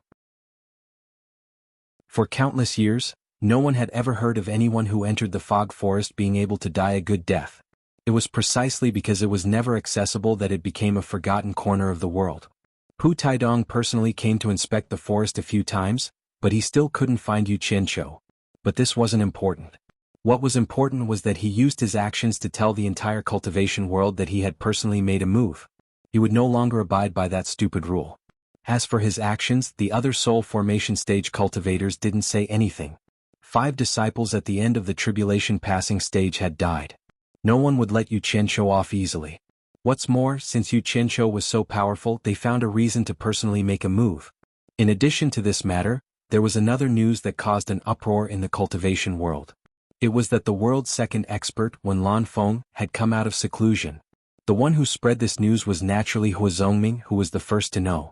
Subsequently, under everyone's careful attention, everyone learned from some channels that Wen Lanfeng immediately went to the demon domain after coming out of seclusion. This news immediately aroused everyone's interest. It even overshadowed the limelight of Yu Qianzhou's massacre of 2,000 cultivators. As for why he went to the demon domain, although no one dared to go there to inquire about the news, everyone was undoubtedly clear about it. What else could the world's second expert do other than challenge the world's first expert by Changchun to a duel? Drinking tea and chatting was impossible. Almost all the soul formation stage experts were anxiously and uneasily waiting for the news. There were many reasons. Bai Changchun's skills shocked the world in the battle in the East Sea. That level of cultivation made everyone feel that they could never surpass it in their lifetime. When Lan Feng could confidently go to the demon domain to find Bai Changchun, indicating that his cultivation had reached an incredible level after 100 years of seclusion. Otherwise, it would be impossible for him to find Bai Changchun. Bai Changchun alone was enough to give everyone a headache. Now that there was a similar Wen Lan Feng, everyone felt very bad. But everyone still hoped that Wen Lan Feng would be able to defeat Bai Changchun this time. Because those who had dealt with Wen Lan Feng knew that he was much easier to talk to than Bai Changchun. That fellow Bai Changchun was simply a god of death, and he would start a massacre at the slightest disagreement, causing everyone to be anxious and tremble with fear. If Wen Lan Feng was defeated again, there was no doubt that Bai Changchun would still be an insurmountable existence. In fact, everyone hoped that both of them would be seriously injured. It would be best if both of them were seriously injured. Then, everyone would join forces to get rid of the two in one fell swoop, completely removing the mountain that was pressing on them. Everyone would benefit together. A few days passed. Everyone waited anxiously, but there was no news. They did not know what the situation in the demon domain was like, but no one dared to go there to inquire about the news. Speaking of Wen Lan Feng, he was standing by the lake of Shuntian Island with Nongzhu. The two of them looked at the sparkling lake in the distance and enjoyed it side by side. Nongzhu tilted her head slightly and said, "You are going back. My injuries have healed. Why do I still stay here? Of course I have to go back." Wen Lan Feng sighed and said, "The world's #1 expert is the world's #1 expert. My cultivation has reached this level, but I still lost to him. I know that I can never surpass him in this life. This is unfathomable. I just don't understand how he can stay in the human world with such a cultivation. It stands to reason that he should have ascended to the immortal world long ago." Nongzhu looked back at him and asked solemnly, "Then what level do you think his cultivation has reached? You are close friends with him. Don't you know better than me?" Wen Lan Feng asked. Not far away, the laughter of two women could be heard. Nongzhu looked back and saw Ziyi and Farong talking and laughing. They were probably talking about something about Yu Qianqiu. This was the topic of conversation between the two women every day. After looking, she said slowly, "I don't know, so I asked you." Wen Lan Feng shook his head with a wry smile and said, "To tell you the truth, with my current cultivation, I will be able to integrate the Seven Spirits hero into my life soul in less than 100 years and then ascend to the immortal world. Because of this, I have the confidence to fight Bai Changchun. However, even if my cultivation has reached this level, Bai Changchun can kill me with just a few moves. Can you imagine how high his cultivation is now? It's incredible." "You are about to integrate the Seven Spirits hero?" Nongzhu was shocked. "What do you think?" Wen Lan Feng smiled bitterly. Nongzhu knew that Bai Changchun's cultivation was high, but compared with Wen Lan Feng, she knew how scary it was. She swallowed hard and said, "Old Bai, does he want to be lazy in the human world for the rest of his life? He has become a land immortal. Isn't he just trying to scare me?" They looked at each other and shook their heads speechlessly. Wen Lan Feng patted him on the shoulder and said with a smile, "I still have to thank you this time. You saved my life again, so I owe you 2 lives. How can I repay you? This time you broke into the demon ghost region. Old Bai has made up his mind to kill you. I didn't save you. You should thank Old Bai's precious disciple. You should have heard it." Nongzhu shrugged. What kind of person is this Yu Qianqiu? How could he be accepted as an official disciple by Bai Changchun? Wen Lan Feng asked curiously. "What kind of person?" "You won't believe it. It's not wrong to call him a despicable person. Alas. Anyway, he is very bold. You can ask around when you have time. He is completely different from his master. The master is arrogant, but the disciple is wicked." Nongzhu said, "Do you know what Bai Changchun said? He said that Yu Qianqiu's future achievements will not be lower than his." Wen Lan Feng was shocked. Bai Changchun has a unique vision. Since he can make such an evaluation, it must be true. I really want to meet him. Nongzhu turned around and faced him. She frowned and said, "Brother Wen, I hope you can take care of this boy. If something happens to him, many people in the cultivation world will die. I have no doubt that Old Bai can massacre the whole world of cultivation. You should know Old Bai's character. He never shows mercy when he needs to. Wen Lanfeng nodded slightly. At this moment, there was a sudden fluctuation in front of the big house in the center of the island.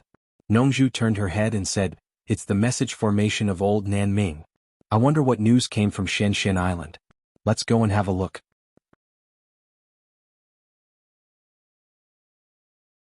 Chapter 526. Wen Lanfeng smiled faintly and watched as ancestor Nanming flashed to the big house. During this period of recuperation, ancestor Nanming and Nongzhu had quarreled countless times because of this communication formation. Although they quarreled, Nongzhu could still do whatever she wanted to do. As soon as he teleported over, he saw Nongzhu jump into the communication formation. From afar, ancestor Nanming shouted angrily, "Old Nongzhu, how dare you!" Bai Changchun and ancestor Nanming arrived at the same time. The former frowned while the latter rushed into the transmission formation and stared at Nongzhu. Nongzhu snorted coldly, "My kindness is really unrewarded. I wanted to do it for you when you weren't here, but I had to look at your face." She slowly walked out with her hands behind her back. "I've never seen anyone as thick-skinned as you," ancestor Nanming mocked.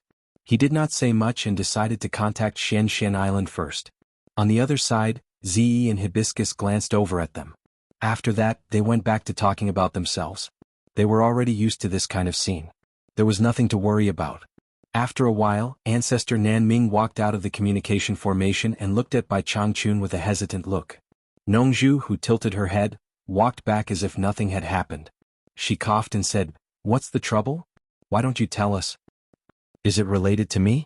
Bai Changchun looked at him and more or less guessed something. Ancestor Nanming nodded and said, "Bai Changchun, your disciple Yu Qianqiu might be in trouble." Wen Lanfeng and Nongzhu looked at each other and stared at ancestor Nanming at the same time. Bai Changchun opened his eyes slightly and said, "Speak your mind."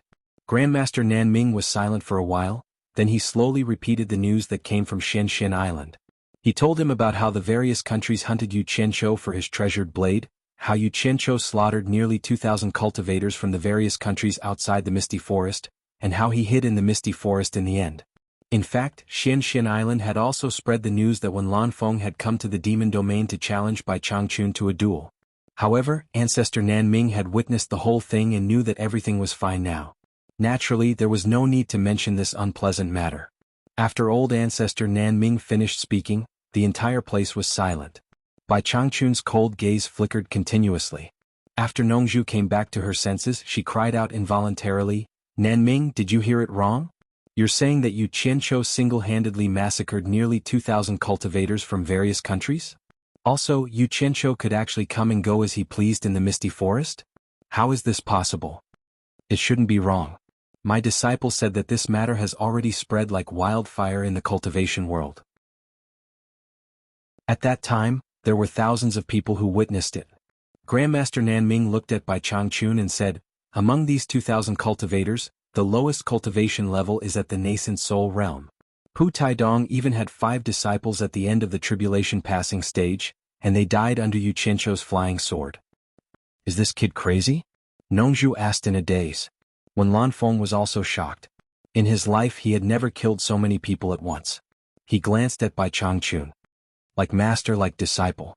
They're both cruel and merciless. Grandmaster Nanming said in a low voice, "Pu Taidong has personally come out because of the death of his 5 disciples at the end of the tribulation passing stage. The soul-forming realm cultivators of various countries are also restless. Pu Taidong.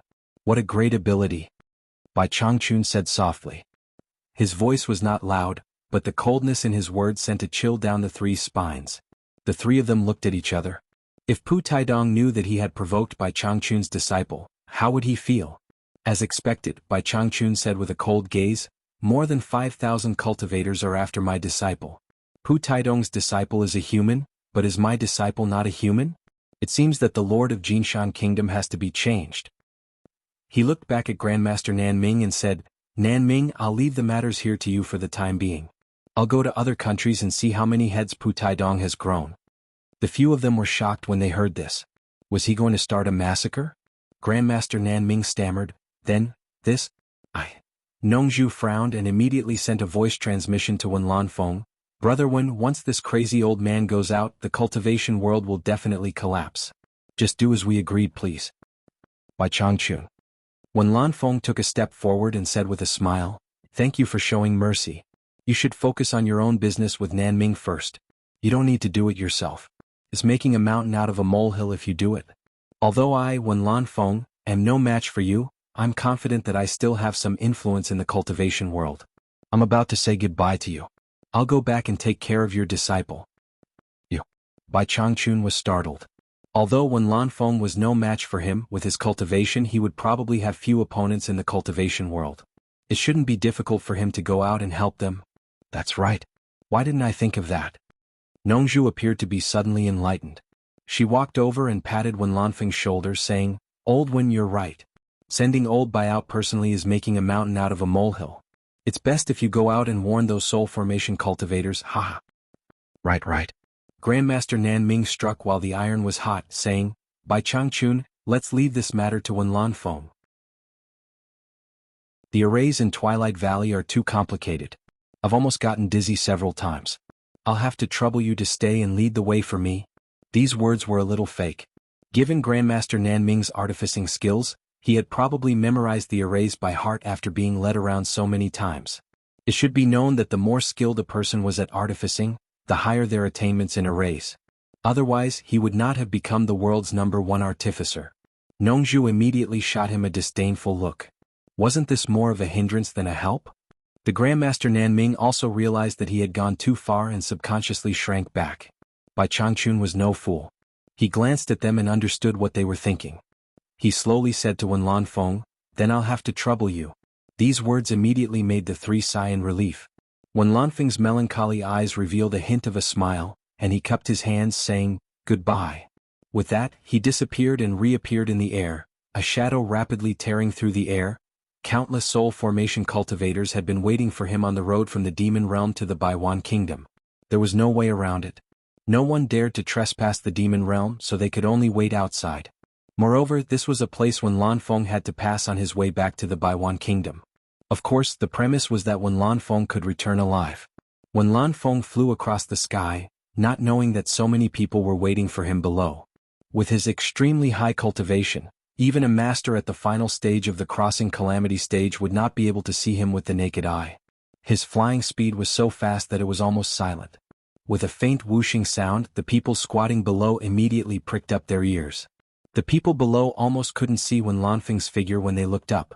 However, they could tell that the sound was coming from the Baiwan kingdom. Judging from the shocking speed of the sound, they were basically sure that it was Wen Lanfeng. In particular, there were several practitioners at the early stage of the soul formation realm on the way.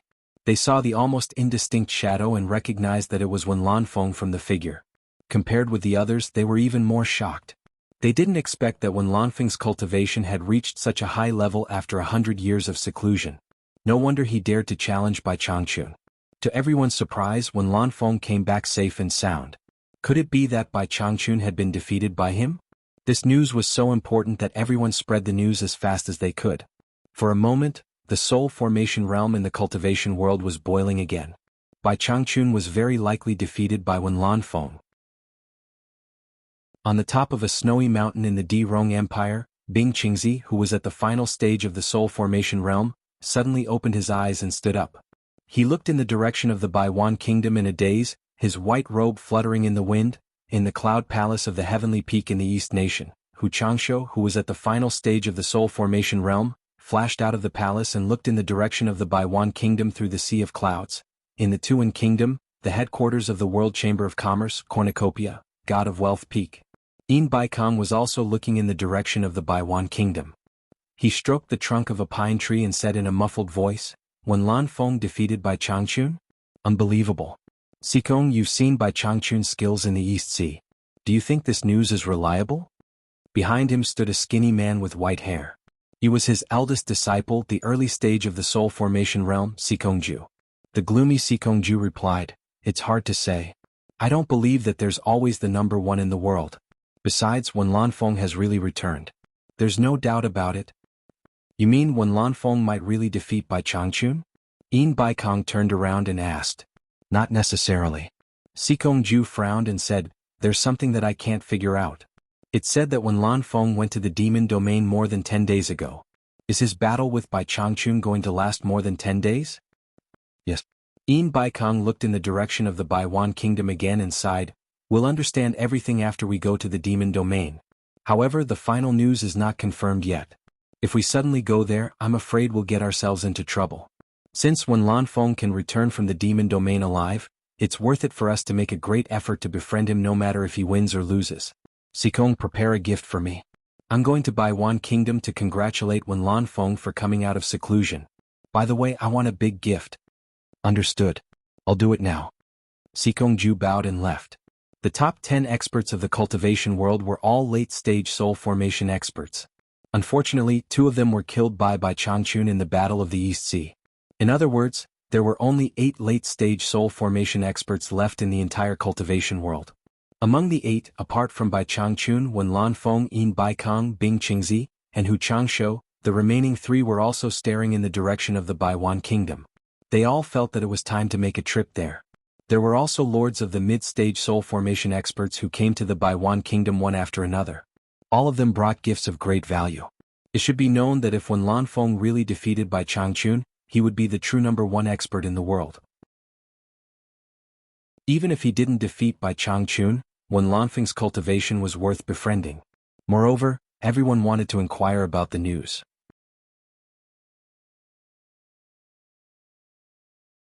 Chapter 527. The people who paid the most attention to Wen Lan Feng were naturally the people of the Wen family. Wen Rui had already sent people to wait outside the Fey Ghost domain while he stayed in the Wen family to make arrangements. What arrangements?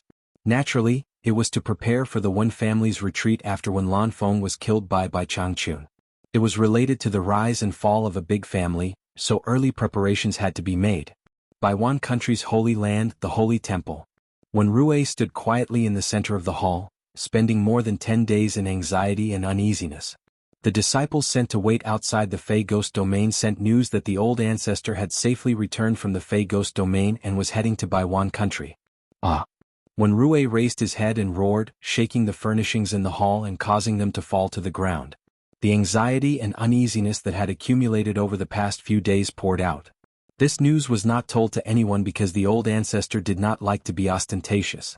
A figure flashed and appeared in the sky above the Holy Land alone, waiting for the old ancestor's return with an excited face. Wen Rui was even more excited when a figure rapidly approached from the distance. The old ancestor's cultivation had indeed improved greatly. Then, his vision blurred and a tall figure in a gray and white robe appeared in front of him. The gray and white robe fluttered in the wind.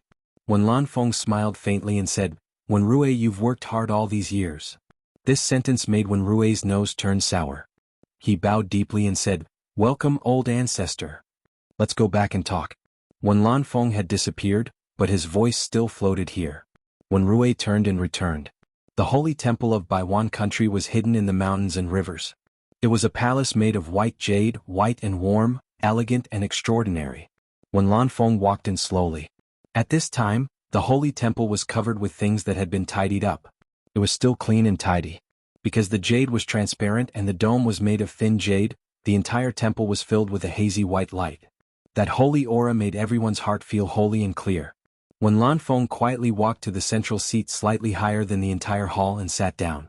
Under the holy white light, he looked at Wen Rui and smiled, Were you waiting for me outside? Although their cultivation was only 2 levels apart, Wen Rui was considered Wen Lanfeng's great-grandson. They were family.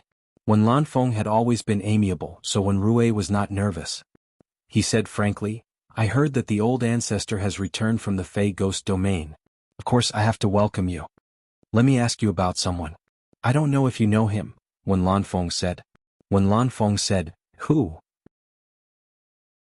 Wen Rui had originally wanted to ask the old ancestor about the battle situation with Bai Changchun, but since the old ancestor had asked, he naturally had to reply first. Yu Qianshou. Wen Lan Feng asked, Have you heard of this person? Yu Qianshou? Wen Rui was stunned. Although he didn't understand why the great ancestor would mention Yu Qianshou, he still told him everything he knew. Not only do we know each other but we even dated for a period of time. The cause of the matter was Mr. Nongzhu. This Yu Qianshou pretended to be Mr. Nongzhu and got into a fight with the Wen family. He told how the One clan got acquainted with Yu Qianqiu, and how Yu Qianqiu fought with the cultivators of the various nations during the Deyang Kingdom's prince consort selection martial arts competition, and how Yu Qianqiu's subordinates profaned the princess of Deyang Kingdom. In order to protect his subordinates, he killed Hua Zongming's disciple, and then escaped from Deyang City. These were all the information that Wen Bai sent back. Impersonating Nongzhu? Wen Lanfeng was stunned for a moment, but then he felt relieved. The two of them knew each other, but after hearing Wen Rui's words, Yu Qianqiu was indeed as wicked as Nongzhu said. Could it be that he had to protect such a guy? He smiled bitterly and shook his head. I heard that Yu Qianqiu has caused some trouble recently? Yes. Wen Rui nodded and told him about Yu Qianqiu's massacre in the fog forest. After he finished, he sighed. This guy has an endless stream of strange skills. I didn't expect him to be able to come and go freely in the fog forest. I heard from Nongzhu that he has a powerful background, but I don't know the specifics. His background is indeed powerful. Nongzhu's words are correct. Wen Lanfeng sighed. What is his background? Elder ancestor, can you tell me? Wen Rui asked curiously. Don't tell anyone else. Wen Lanfeng sighed. Yu Qianqiu is Bai Changchun's disciple. What? Wen Rui was surprised. I had guessed it before, but I didn't expect him to be Bai Changchun's disciple. After thinking about it, he asked nervously, did the ancestor go to the demon domain to find Bai Changchun? Wen Lanfeng understood something from his twinkling eyes. He shook his head and sighed. I lost again to Bai Changchun, and it was even worse than 100 years ago. My life was hanging by a thread and Nongzhu saved me again. Bai Changchun is an existence that I can never surpass. His tone was full of bitterness. Wen Rui was silent. Nongzhu had already told him that the ancestor was no match for Bai Changchun. He was someone who knew, so he was not surprised. At least the ancestor came back alive, which was a blessing in disguise. After a pause, he said, Ancestor, there are many people in the cultivation world who are concerned about this matter. A bunch of arrogant guys. Everyone knows what they are planning. If I had known, I would have let Bai Changchun do it himself. Wen Lanfeng sneered. But it's fine. It saves me a lot of trouble. I just need to wait for the guess. Wen Rui nodded and then added softly, Ancestor, not long after you left, Senior Lu of Spirit Fang Valley came to find you. Upon hearing this, Wen Lanfeng jumped to his feet and muttered to himself with an excited expression. She came to see me personally? She came to find me personally. After a few words of excitement, his expression became gloomy again. He shook his head and said, I'm afraid that she came to find me for no other reason. She must have heard the news and came to stop me from going to the demon domain to find Bai Changchun. I haven't fulfilled my promise to defeat Bai Changchun. How can I face you? I'm afraid I won't have the chance in this life. Why should I see you again? Wen Rui lowered his head helplessly. Ancestor, just wake up. However, this was the ancestor's private matter. It was not his place to interrupt. Yu Qianqiu, who was in the mist forest, knew nothing about what was happening outside. After knowing that he had become an expert in the early stage of tribulation passing, he looked around happily. He stood on the golden altar and giggled unscrupulously. After all, he was the only one here. Before leaving, Yu Qianqiu suddenly raised his arms and shouted, Thank you, dense fog forest, thank you, thank you, thank you, thank you, thank you, thank you, thank you, thank you, thank you, thank you, thank you, thank you, thank you, thank you, thank you, thank you, thank you, thank you. What do you mean? Is someone from the immortal world coming again? Yu Qianqiu put down his hands and looked around in shock at the colorful fog on the mountain peak. He guessed that another immortal was going to suffer. He took a few steps back and stood at the edge of the altar, leaving the center of the altar for the immortal world to descend to the mortal world. Yu Qianqiu crossed his arms and looked on coldly. He snorted and said, Life is short. Like the morning dew, there are not many people who can see the immortal world die. He looked very proud, thinking about what treasure the next immortal world would have.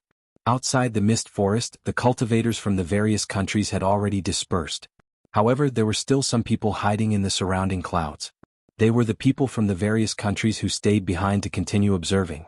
They wanted to prevent Yu Qianqiu from running away. Even if they didn't catch him, they would at least follow him when they discovered him.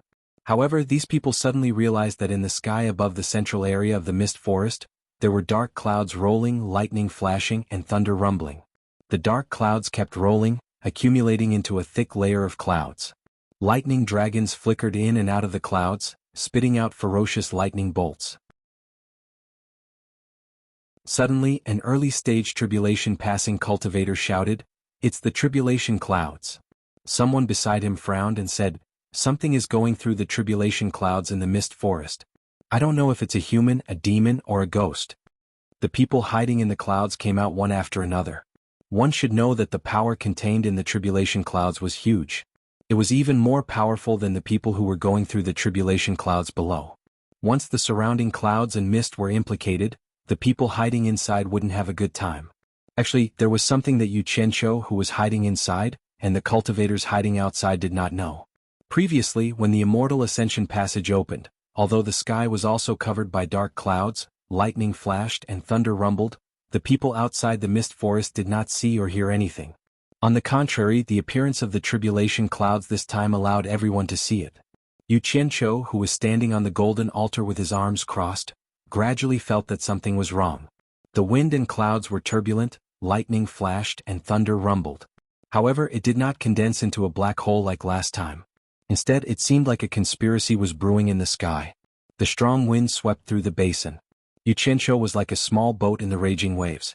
He wanted to leave, but in order to see what was happening behind him, he was forced to stay by the side and hugged a golden pillar to resist the strong wind. "Damn it. I'll endure it for the sake of watching a good show. I hope you won't disappoint me." Yu Qianqiu hugged the pillar and shouted towards the sky.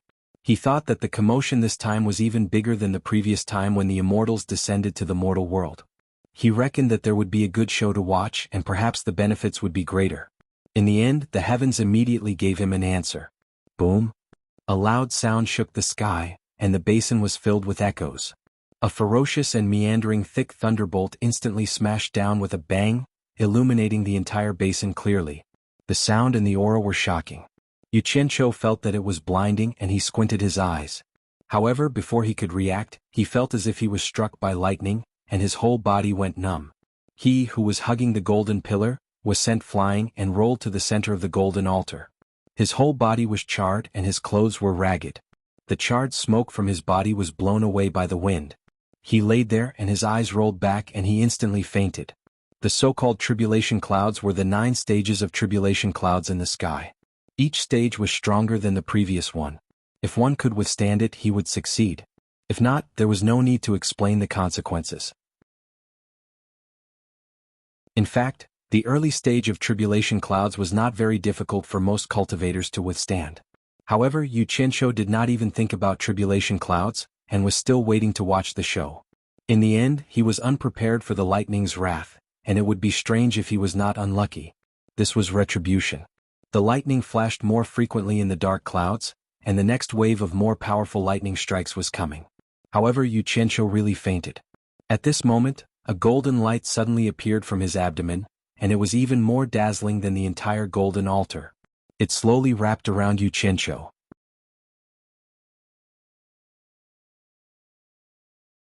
Chapter 528. The dark clouds in the sky darkened and the wind surged. The lightning dragon stuck out its tongue and peeped at the golden light below. The situation seemed to be a confrontation. Suddenly there was a thunderclap and a lightning bolt as thick as a bucket drilled out of the dark clouds and went straight for the golden light in the center of the altar.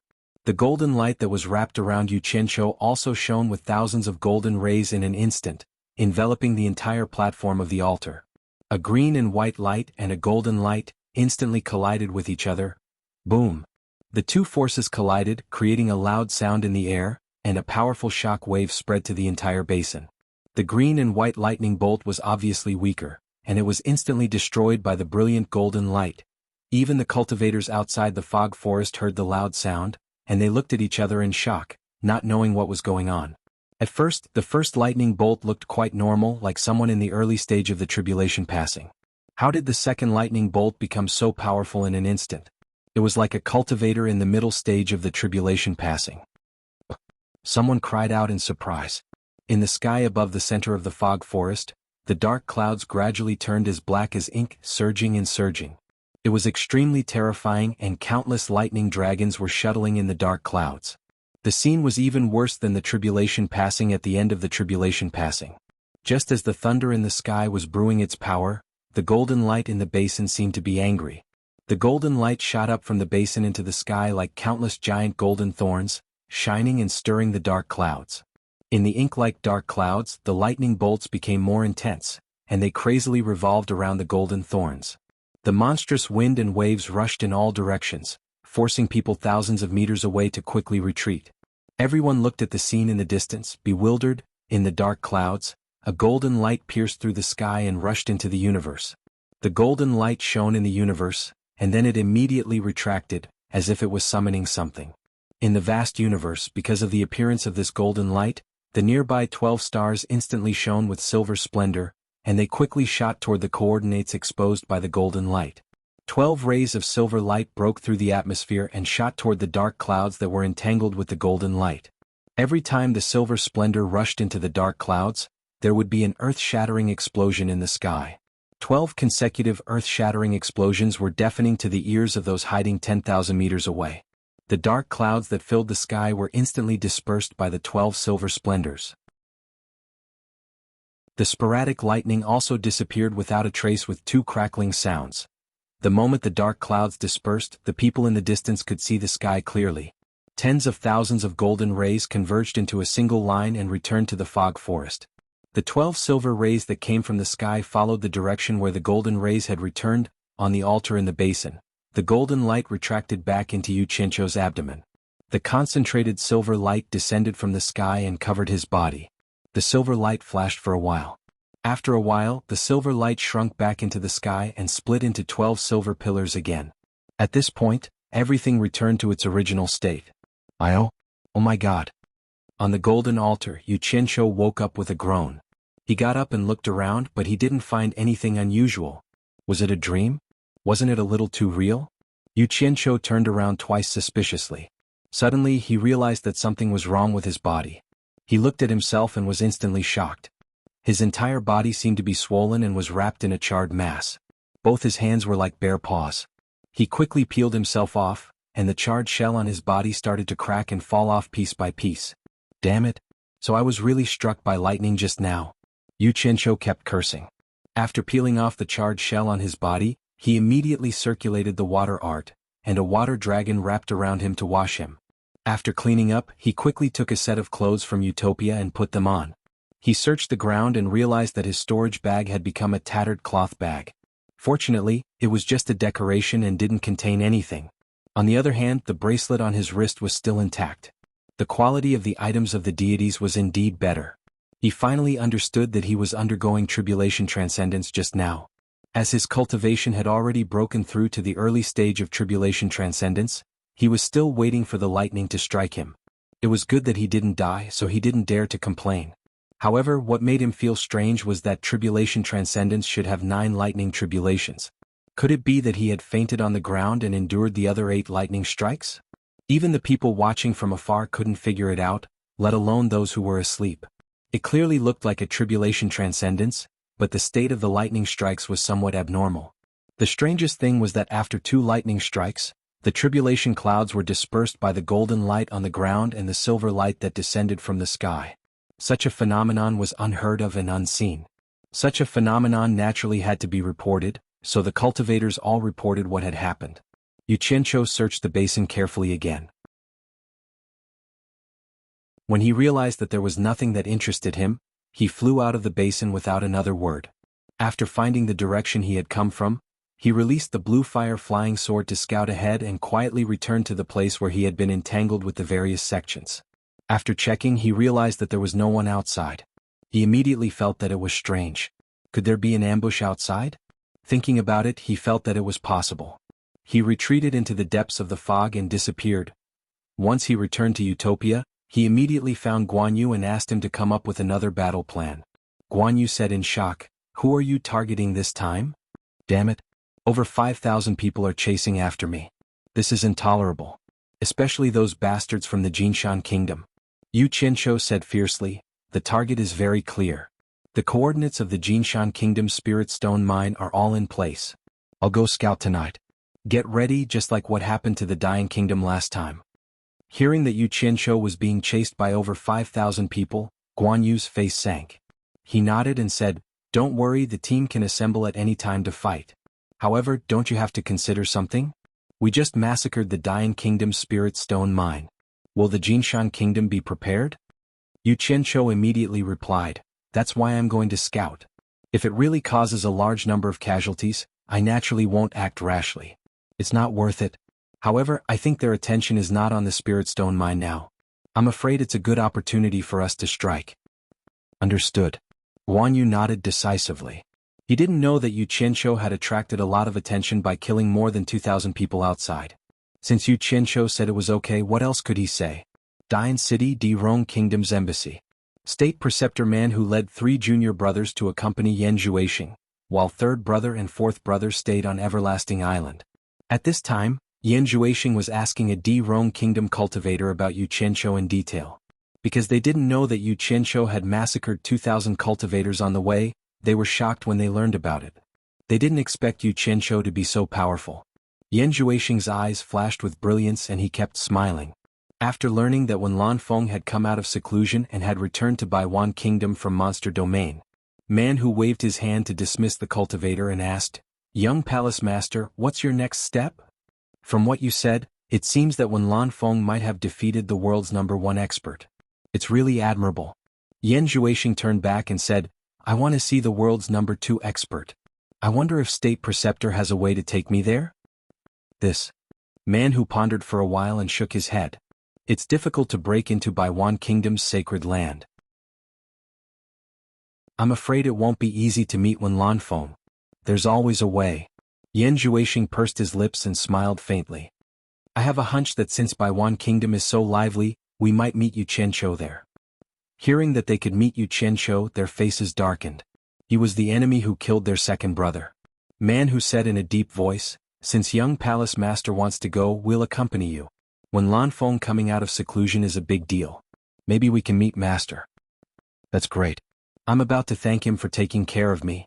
Yan Zhuixing sighed. After a short discussion, they decided on the itinerary to Baiwan Kingdom. The unusual phenomenon in the fog forest set off an uproar in the cultivation world. Such a divine event had never been heard of before. It was really unbelievable. However, what made people depressed was that this matter just had to happen in the misty forest, making people unable to investigate even if they wanted to. Then the next day, another shocking event happened in the cultivation world. 13 spirit stone mines in the Jinshan Kingdom were all massacred overnight. Everything that could be looted was robbed and everyone who could be killed was killed. The situation was the same as in the Dian Kingdom. All the spirit stone mines were blown up. The most arrogant thing was that the murderer did not hide anything at all. The 13 hero flags were all in the 13 spirit stone mines. It was obvious that the murderer did not care about the Jinshan Kingdom's lord, Pu Taidong. In the Jinshan Kingdom's throne room, Pu Taidong was so angry that he almost vomited blood. He looked up to the sky and roared. He couldn't figure it out and he couldn't understand it. He didn't know what kind of bad luck he had run into. First, 5 disciples in the late tribulation passing stage had been killed, and now all the spirit stone mines had suffered such a fate. The losses were too heavy and his vitality was greatly damaged. This wasn't something that could be recovered in a year or two. Overnight, the entire cultivation world suddenly realized that during this period of time, either nothing happened or something big happened, attracting everyone's attention. Everyone started counting with their fingers. First, Yin Baikong's grandson was kidnapped by a hero in the Dian Kingdom. Yin Baikong did not have any temper and paid more than 300 million spirit stones. Second, Yu Qianqiu was discovered after he snuck in. He claimed to be the #1 expert below the soul formation stage, which attracted the attention of the cultivators of the various countries. In the end, the cultivators of the various countries suffered a loss. Third, Huazhongming's 17 spirit stone mines were massacred by a hero overnight, which shocked the entire cultivation world. Fourth, Yu Qianqiu was chased by the cultivators of the various countries. After he escaped to the fog forest, he turned around and slaughtered nearly 2,000 cultivators of the various countries. This shocked the entire cultivation world again.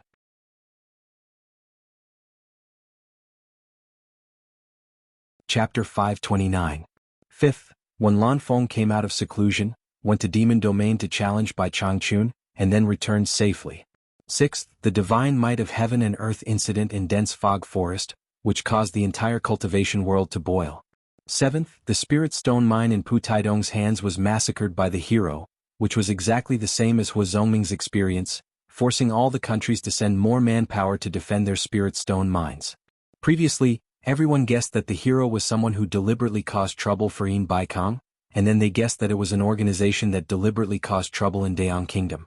Now everyone realized that something was wrong. The hero seemed to have started in Daong Kingdom, and the nearby Jinshan Kingdom suffered a calamity soon after. Who would be next? No one could be sure of the answer to this question, so they could only strengthen the defense of their own spirit stone mines. In just a short period of 2 months, the seemingly calm cultivation world had actually experienced so many major events. It was simply too much for everyone's eyes to take in. Many people liked to watch the bustle, and they would go wherever there was trouble. They realized that in their entire lives of cultivation, this was the first time they were running around so frequently. Everyone counted the 7 major events and found that as long as the hero appeared, he would do something that shocked the cultivation world. Out of the 7 major events, he took up 3. Then out of the 7 major events, Yu Qianqiu also took up 2. The other 2 were separate events. Yu Qianqiu didn't think about this at all. To him, he didn't have anything better to do than to count his fingers and think about this. However, what others did not know was that the events caused by the hero were actually done by him, Yu Qianqiu. The other divine might of heaven incident in dense fog forest was also related to him, but even he did not know about it. In this way, out of the 7 major events, Yu Qianqiu had caused 6. If Wu Sihai of China's cultivation world knew about this, he would not be surprised, because he had long since concluded that wherever this guy went, there would be endless trouble. He was a jinx. Now, even the soul formation experts of the various countries were looking left and right, not knowing which side to focus on. After living for so many years, they had never seen such a frequent occurrence. Everyone was preparing to meet when Lanfeng. The commotion caused by the heavenly might of the dense fog forest made everyone want to go and take a look. However, before they could even reach the dense fog forest, Pu Taidong's spirit stone mine was once again massacred by heroes. Thus, they immediately returned to arrange for people to defend the spirit stone mine in case of an ambush. Someone joked that the 8th major event was about to arrive. When others asked him what it was, he laughed and said, "The cornucopia that happens once every 10 years. Just when everyone agreed on this statement, someone started spreading a rumor in the cultivation world, that the heavens might incident in the dense fog forest was due to the birth of a precious treasure. The object that was emitting thousands of rays of golden light was actually the 10,000 flying swords of the myriad swords demon monarch during the ancient war. After the news spread, the whole cultivation world was in an uproar again. Who was the myriad swords demon monarch? That was the #1 expert of the ancient times. It was said that countless immortals had fallen at his hands. 10,000 flying swords that could kill immortals, oh my. Not to mention 10,000, anyone who could get one would be incredible. It was much more powerful than the rare superior grade spirit treasure. Although it was just a rumor and shouldn't be easily believed, there was no smoke without fire. Everyone thought about it and agreed. The 10,000 rays of golden light could attract lightning, and in the end 12 rays of silver light descended from the sky to suppress its power. If this wasn't a treasure, what was it? If it was a treasure that could cause such a huge commotion, it wouldn't be an exaggeration to say that it was the 10,000 flying swords of the myriad swords demon monarch. But everyone wasn't a fool, so they naturally had to confirm the source of the news. The whole cultivation world mobilized and traced back to the source. Very soon, they found that the source of the news was from the Golden Mountain Country. Thus, the Golden Mountain Country caught the person who spread the rumor.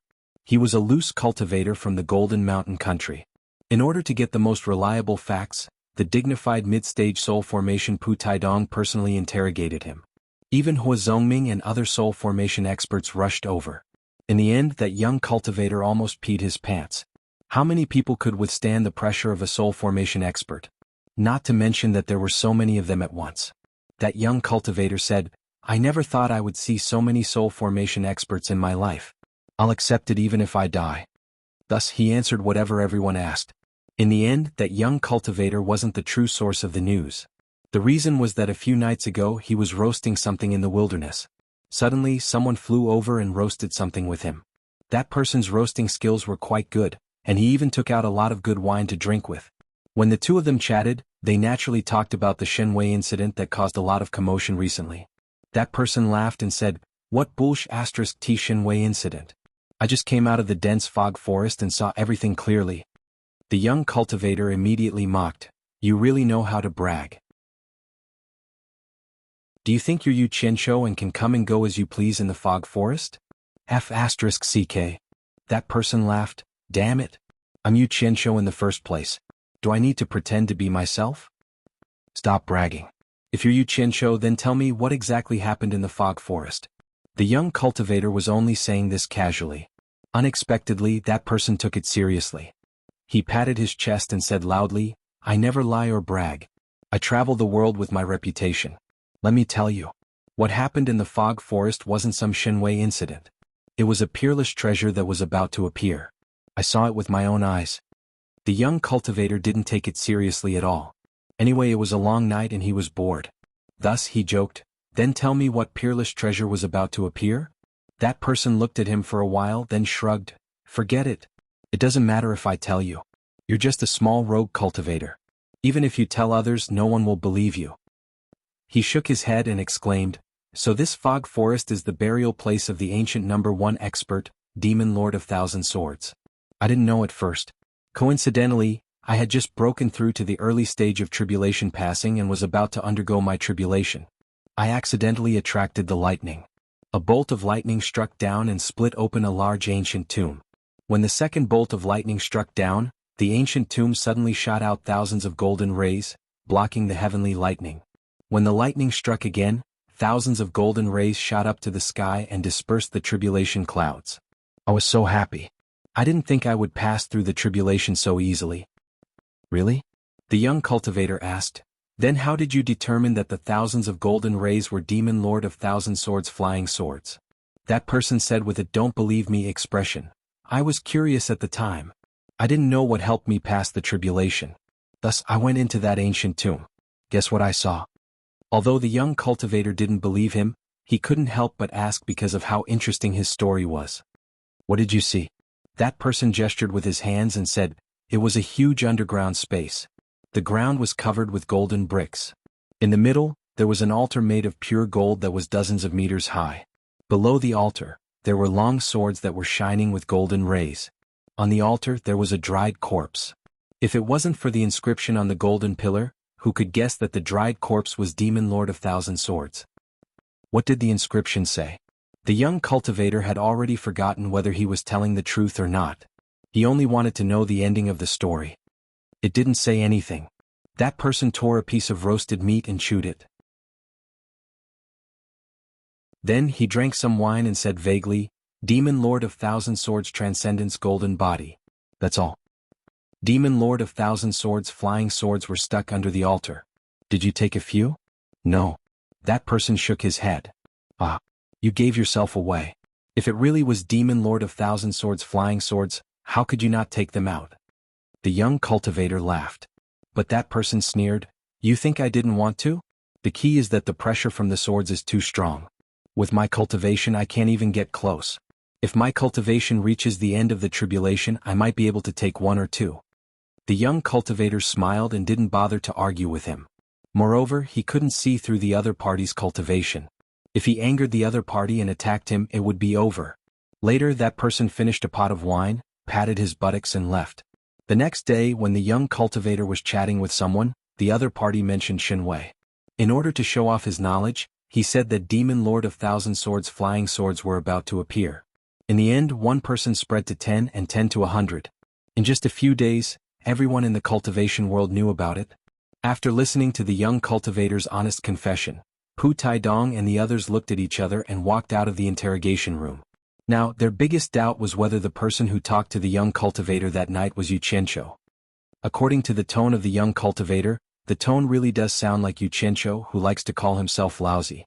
Hua Zhongming narrowed his eyes and said, if we can prove that Yu Qianqiu's cultivation has really advanced from the nascent soul stage to the tribulation stage, then that person might really be Yu Qianqiu. Even if it's Yu Qianqiu, so what? When Pu Taidong mentioned Yu Qianqiu, he gritted his teeth and said hatefully, do you think that kid is telling the truth? If there really is such a place, why would he casually tell others when he saw it? At this moment, the eldest disciple by Meng quickly ran over to report, Master, there's news from the foot of the mountain. Yu Qianqiu's sneak attacked the disciples we sent to the mining site. Out of the dozen people that little junior brother led, he is the only one left alive. The dozen or so soul formation stage experts looked at each other and shook their heads slightly. It seemed that Yu Qianqiu planned to take revenge. Pu Taidong's face turned red and he shouted, a bunch of useless trash. A dozen or so people can't beat a nascent soul stage cultivator. My old face has been completely lost by you all. Bai Meng didn't dare to say anything. After all, he was the one who lost the most face last time. He just lowered his head and said softly, I heard little junior brother say that Yu Qianqiu's cultivation has increased greatly. It seems that he has already broken through to the tribulation stage. He doesn't even need to use a flying sword to fly. Even if Yu Qianqiu's cultivation has reached the early tribulation stage, so what? Have you ever seen a late tribulation stage cultivator lose to an early tribulation stage cultivator? Pu Taidong was still shouting, but Hua Zongming stepped in between the two of them and waved his hand to interrupt. Bai Meng, you leave first.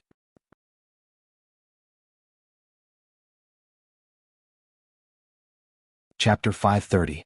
Bai Meng glanced at his master's expression and slowly retreated. Yu Qianqiu has already broken through to the early stage of tribulation passing. Interesting. Hua Zongming patted Pu Taidong's shoulder and looked back at the crowd. What do you think?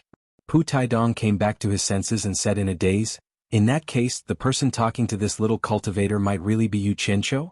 His gaze swept across the crowd.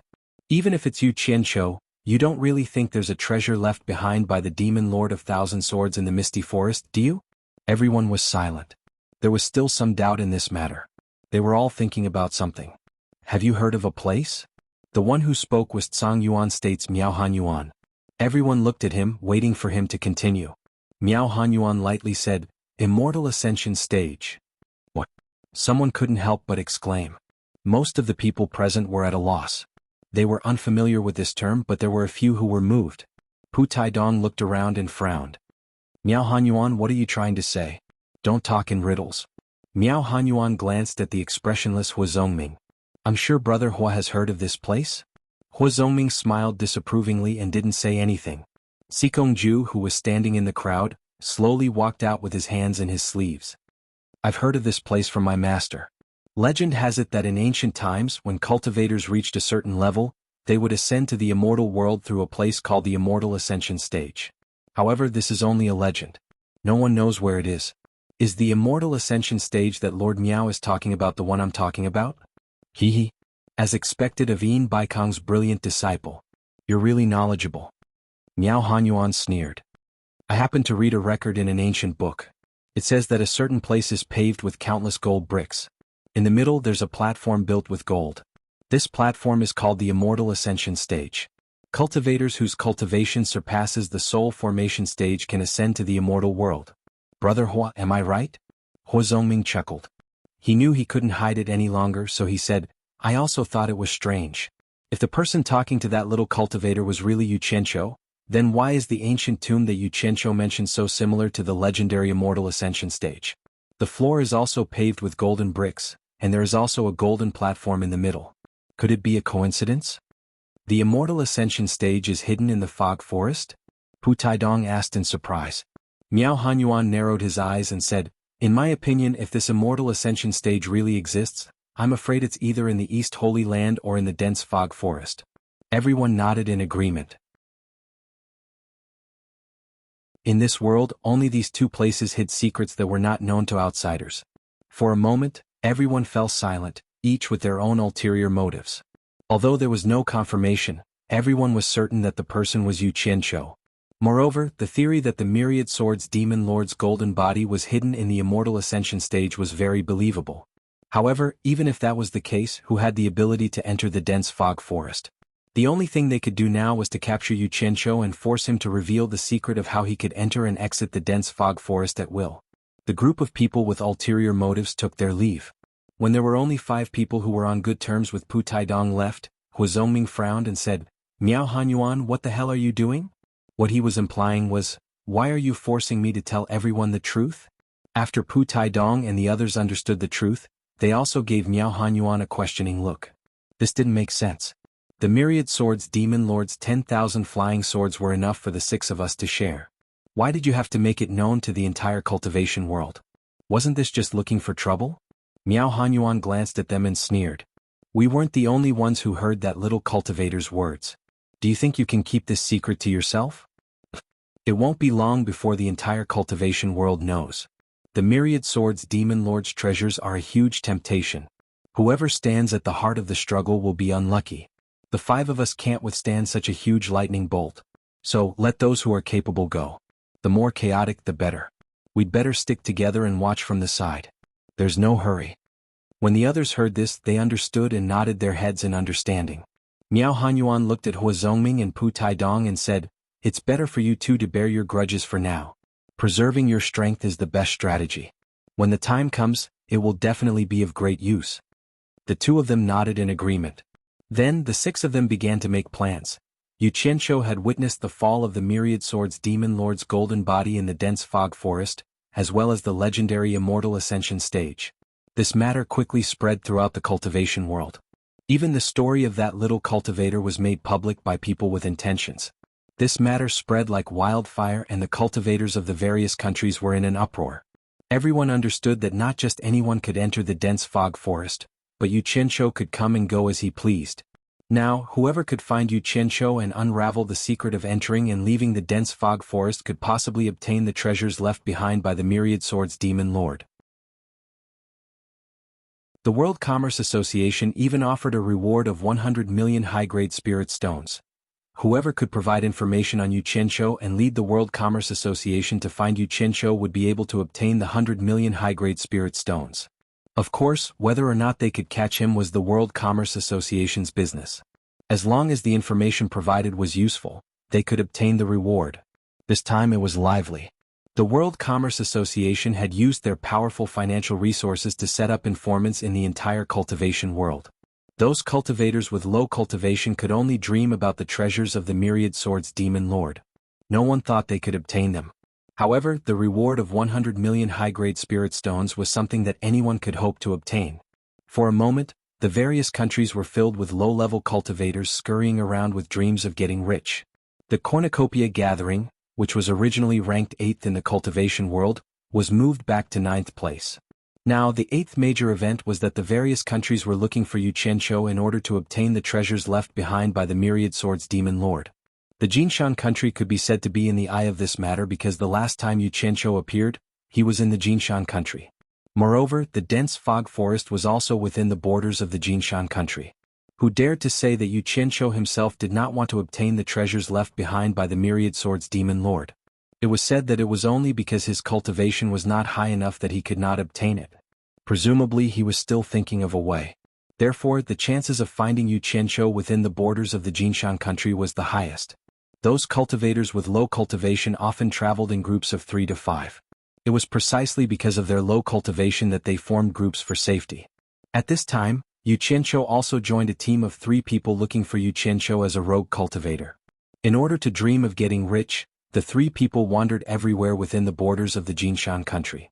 Among the 3 people, 2 of them were only at the middle stage of foundation establishment, so Yu Qianqiu claimed to be at the early stage of core formation and showed a little of his skill, subduing the other 2 and becoming the leader of the group of 3.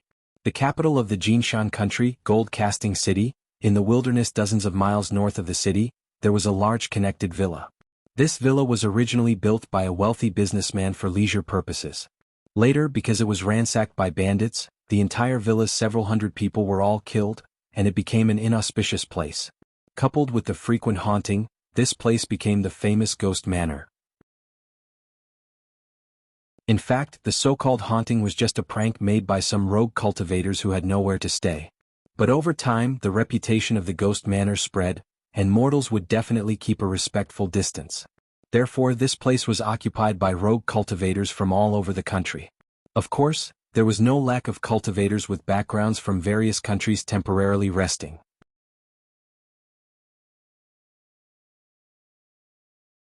Chapter 531. Yu Qianqiu's group of 3 also came to the Ghost Manor because of its fame. The so-called fame was just an excuse that Yu Qianqiu used to fool the other 2. In reality, it was because he knew that this place was a good place to gather information. The other 2 didn't have any objections. During this period of time they followed Yu Qianqiu and ate well and had a lot of fun.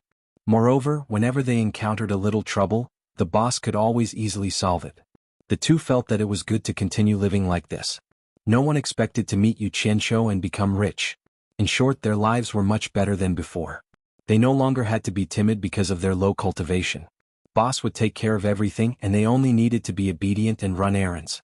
The ghost manor was surrounded by mountains and rivers. Under the lush green mountains, there was a small bridge beside the flowing water. It occupied an area of more than 100 mu and had a grand layout.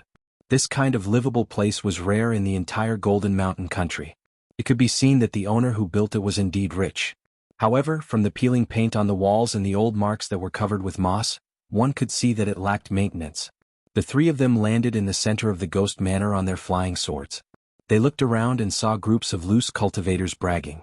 Seeing that someone had come, those loose cultivators only glanced at them and continued to brag. No one paid attention to them. It was Yu Qianqiu's first time here. He thought that this place was in disrepair and should be dilapidated. He didn't expect that the inside would be so tidy. The seedlings and flower beds that were scattered around were lush and green. Not even a single weed could be seen. It was obvious that someone had been taking care of it. "Boss, let's go see if there are any empty rooms." The one who spoke was called Qin Jiaxing. The other one was called Fu Chun. Yu Qianqiu looked around and waved his hand, indicating that they should go ahead and look around. It was clearly not their first time here. They greeted each other and went out of the east and west gates of the garden. They were very familiar with the way. Yu Qianqiu was no longer called Yu Qianqiu but Niu Yud. His face was no longer his original face. He had put on another human skin mask. Back when he was in Shi Wenguang's military camp, he had prepared a few masks in advance, as if he had a premonition that they would come in handy. A one-armed old man in the garden caught Yu Qianqiu's attention. His hair and beard were white, and he wore a gray robe with an empty left sleeve pinned to his belt. The old man looked old but his back was straight. He was controlling a flying sword with one hand to prune the weeds and plants in the garden. He looked like a servant in the manor, but since he could control a flying sword, he was clearly not a servant. Yu Qianqiu was startled. He looked at the nursery beds around him. It seemed like it was all thanks to this old man that everything looked so neat and tidy. He actually couldn't see through his cultivation? Yu Qianqiu muttered to himself. He was now in the early stage of the crossing calamity stage. Among the rogue cultivators he had met recently, there were few who had a higher cultivation than him. He didn't expect that an inconspicuous disabled rogue cultivator would have a higher cultivation than him. What surprised him the most was that this old man's cultivation was at least in the middle stage of the crossing calamity stage, but he was doing this rough work here. Yu Qianqiu pinched his chin and frowned. He walked up to the old man and cupped his hands, saying, "May I ask if you are the owner of this place?" Haha. As soon as Yu Qianqiu finished speaking, he heard a lot of laughter around him. He looked around and saw groups of rogue cultivators staring at him and laughing. It was obvious that they were laughing at him. Yu Qianqiu looked at himself and touched his face. He didn't find anything wrong, so he didn't know why they were laughing at him. So he cupped his hands and said, "I'm Niu Yud. I'm new here. Why are you laughing at me? But what did I say or do wrong?" When he said this, he looked at the old man behind him with an inquiring look. However, the old man seemed to be oblivious to his own business and only cared about cutting his own branches. "You don't need to say anything. We also know that you are new here," someone said coldly. Then a group of people laughed again. Yu Qianqiu turned his head and saw several people sitting unsteadily on the railings of a corridor separated by a red-crowned branch eaves. One of them was leaning against a pillar and playing with a bamboo flute in his hand. He glanced at him disdainfully, giving off a cool feeling. Yo. He looks so young, but his cultivation has already reached the early stage of the nascent soul realm. No wonder he learned to look at people sideways. Yu Qianqiu raised his eyebrows. He didn't know what he had done to provoke him, so he pointed at him and asked, "Stupid bird, did you say that just now?" Haha. The laughter around him sounded again, but the faces of those people opposite him didn't look so good. They all stood up and shouted at the same time, "Who are you talking about?" "I say him, there are a few holes in the bamboo, but he's still trying to act cool and make a fool of himself." Yu Qianqiu's tone, as well as his hand gesture, was just short of poking his forehead with his finger. If Nongzhu heard this, she would definitely fight with him. What a joke. What kind of people did Yu Qianqiu usually meet and what kind of things he did? If he randomly picked someone he knew, these guys would look up to him. Just by showing off something he had done, he was able to stun these fellows. Even if it was his own reputation, it was earned through fighting and not through bragging. As long as he flashed his name, he would be able to scare these guys to the point where they would be looking for their teeth on the ground. Nowadays he had a famous title in the cultivation world. The Butcher of the cultivation world. The two sides were not at the same level at all. He didn't want to argue with these low-level people at all, so he tried to be polite when talking to them. Who knew that the world was full of bastards who looked down on others and bullied the weak and feared the strong. He worked hard and risked his life to climb to this point. It was good enough that he didn't bully others casually. How could he be humiliated by others casually? The cultivator with the bamboo flute began to look at Yu Qianqiu directly. When he found that he couldn't see through his cultivation, his face changed slightly. He stretched out his hands to block the people around him and said softly, "His cultivation is higher than mine." After that, he cupped his hands and smiled apologetically to Yu Qianqiu. The other people's faces also changed. They didn't dare to say anything and sat down quietly. In the cultivation world, those who couldn't stand being bullied were usually short-lived, especially these rogue cultivators who didn't have any background. There was always a higher mountain. If you wanted to be tyrannical, you had to bully the weak. If you wanted to compromise, you had to pretend to be a grandson.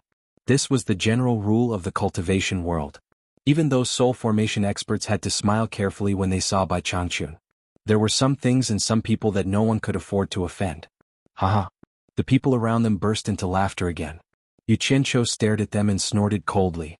If it wasn't for the old guy who he didn't know anything about and didn't want to expose himself too much with his temper, he wouldn't be able to avoid beating these guys, let alone killing them. What he hated the most was those stupid birds who acted cool without any ability. These kind of people were disgusting and should be killed. At this time, Qin Jiaxing and Fu Chun came back almost at the same time. The two of them were slightly stunned when they saw their boss standing beside the old man. Yu Qianqiu raised his thumb and poked the back of his shoulder. "Who is this old guy? He ignored me when I asked him." Fu Chun walked over and dragged him with a bitter smile. "Boss, this senior is deaf and mute. He can't hear you when you ask him. How can he answer you?" Qin Jiaxing laughed slyly at the side. He had a shifty-eyed face to begin with, and this laugh made him look even more filthy. Yu Qianqiu was stunned. Now he understood why everyone laughed at him. He was talking to a deaf and mute stupidly. It would be strange if others didn't laugh. "Did you find an empty room?" Qin Jiaxing scratched his head at Fu Chun and said, "The houses on the east side have all been occupied. With Yu Qianqiu's disturbance, it seems like everyone has rushed over to the Jinshan kingdom to join in the fun. The weather is not good. Who knows when it will rain? It's understandable that there are so many people." Fu Chun looked at the sky and frowned. "There are a few rooms on the west side. Unfortunately, they are occupied by a few women.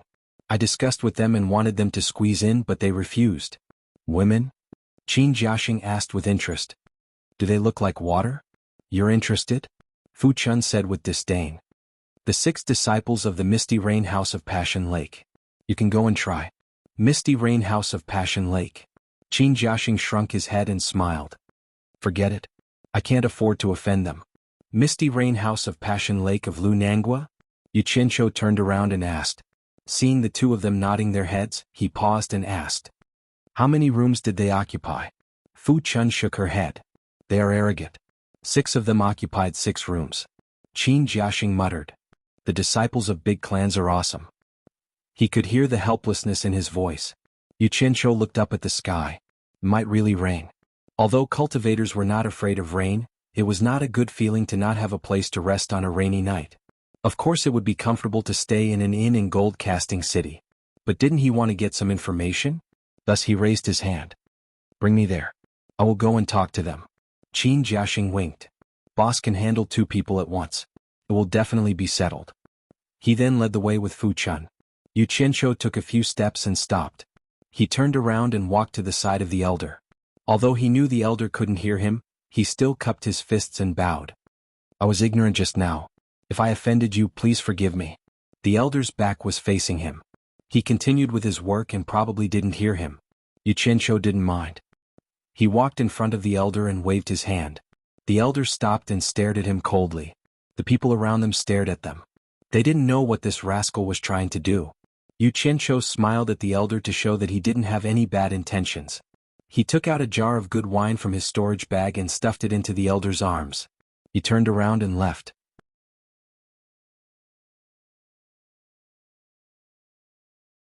Chapter 532.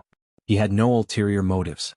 He simply felt that this old man's cultivation was not low, but he was willing to give up ostentatious things to do this rough work. He was worthy of respect. His view of life was that he liked to distinguish good and bad from bad, and to see a person's character from little by little. It was that simple.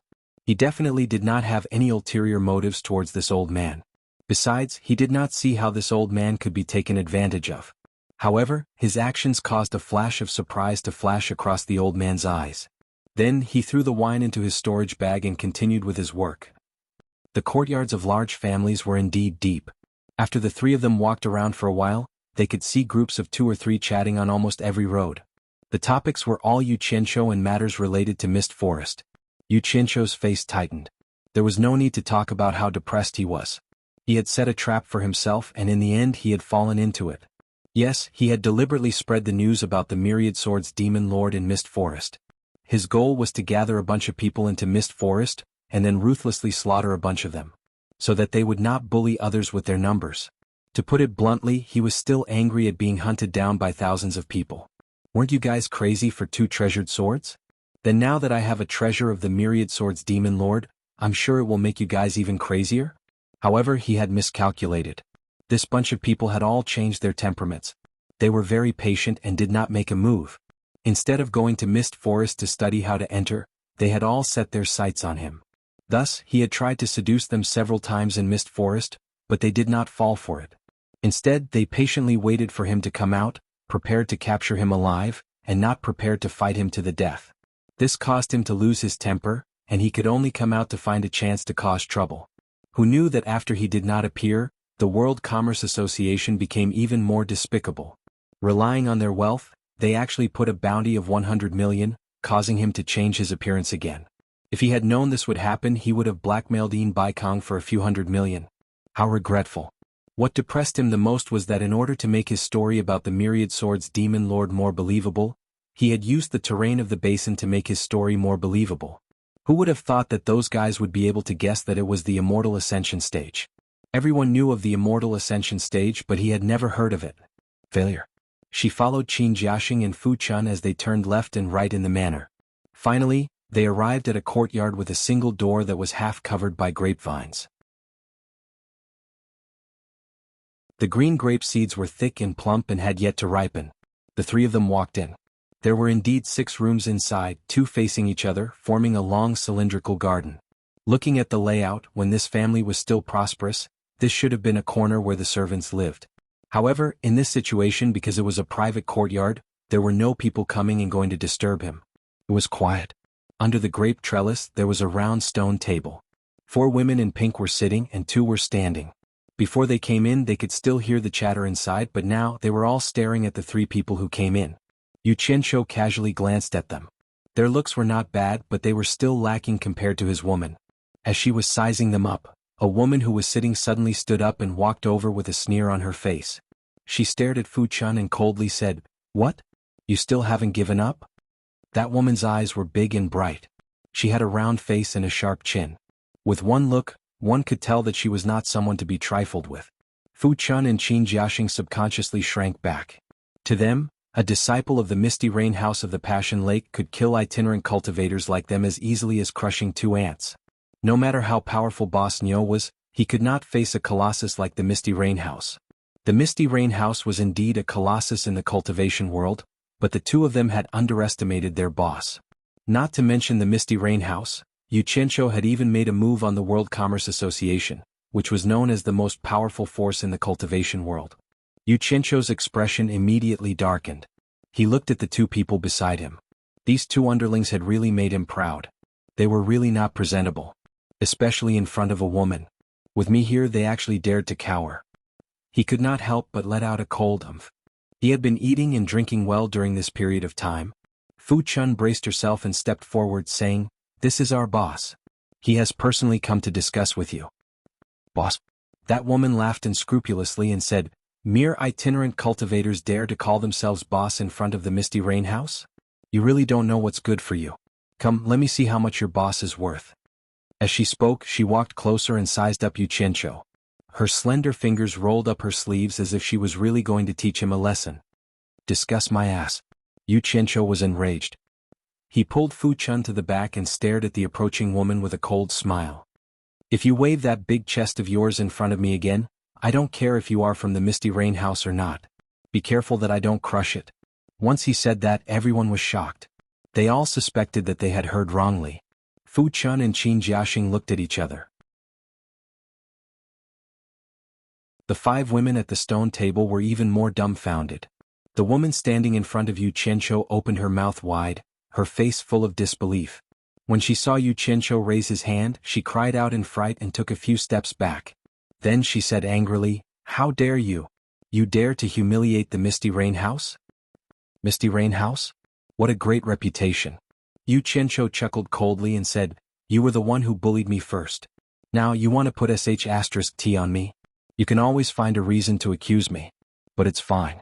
I'll play with you anytime. You're courting death." That woman raised her hand, and 3 silver lights appeared in her hand. Upon closer inspection, they were actually 3 thin needles that were about a foot long. Yu Qianqiu narrowed his eyes. There was actually someone who used such an artifact. "Junior sisters, stop." The 5 women at the stone table cried out in surprise.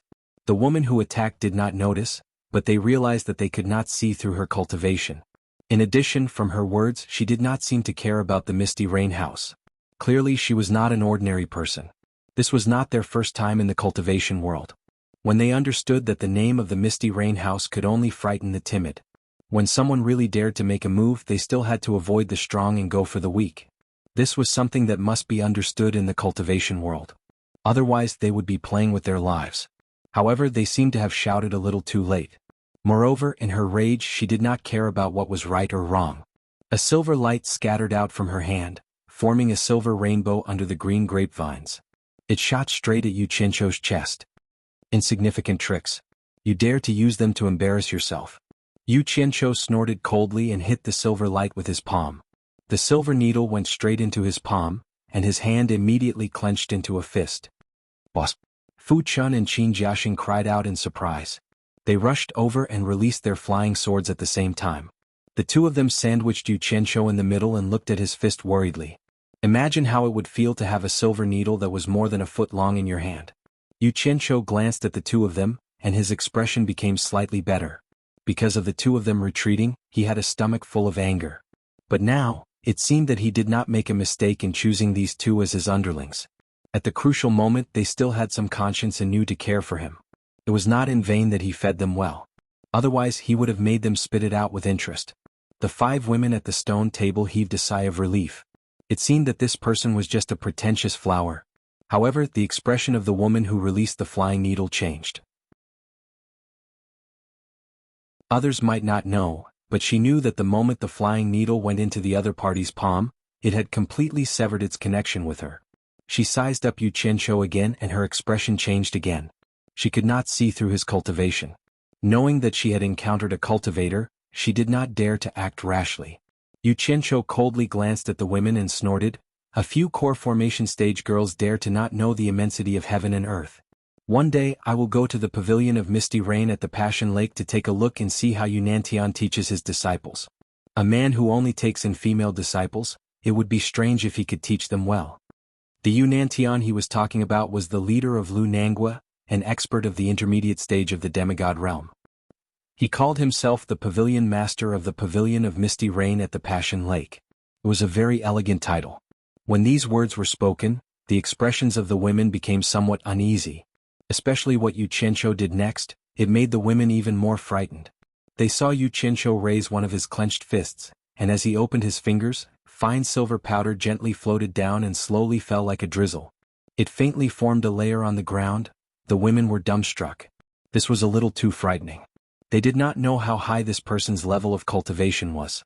Not only did he dare to open his hand to grab an instrument, but he also crushed the instrument into powder in the blink of an eye. Thinking about what he said just now, it seemed like the Pavilion of Misty Rain at the Passion Lake was just a place he could go whenever he wanted, and he even dared to call Yunantian by his name. This was not something a normal loose cultivator would dare to say. In addition to this frightening method, the identity of this person in front of them became even more mysterious. Even Fu Chun and Qin Jiaxing looked at each other. Their heads were full of doubts. Only now did they realize that this boss was not simple. Yu Qianqiu expressionlessly glanced at them, but he was secretly very proud. Ever since he understood the gold spell, he did not believe that the gold spell could only play tricks like turning stone into gold. That would be too boring. Thinking about how his master asked Nong Zhu to pass on a message to teach him the water spell, he secretly pondered for a long time. The power of the fire spell was being released, and the power of the water spell was being absorbed. Then the gold spell should also have a way to release its power. Hiding in the basin of the mist forest, he pondered over and over again. After endless attempts, he finally found the way. Only then did he realize that the gold spell could not only absorb gold, it could also absorb the elements of any metal. After experimenting for a while, he finally comprehended an incredible technique. It seemed that as long as it was a metal, it could be instantly decomposed under the power of the gold spell. A piece of gold could be turned into gold powder, and in a flash, it could be condensed back into a piece of gold. Whether it was dark steel or nether iron, in short, he tried all kinds of metals that he had. He did not know if he did not try, but when he tried, he was shocked. This gold spell was too domineering. He tried refining instruments with various metal materials from Qinfeng, but none of them could withstand the power of the gold spell. They were instantly turned into dust.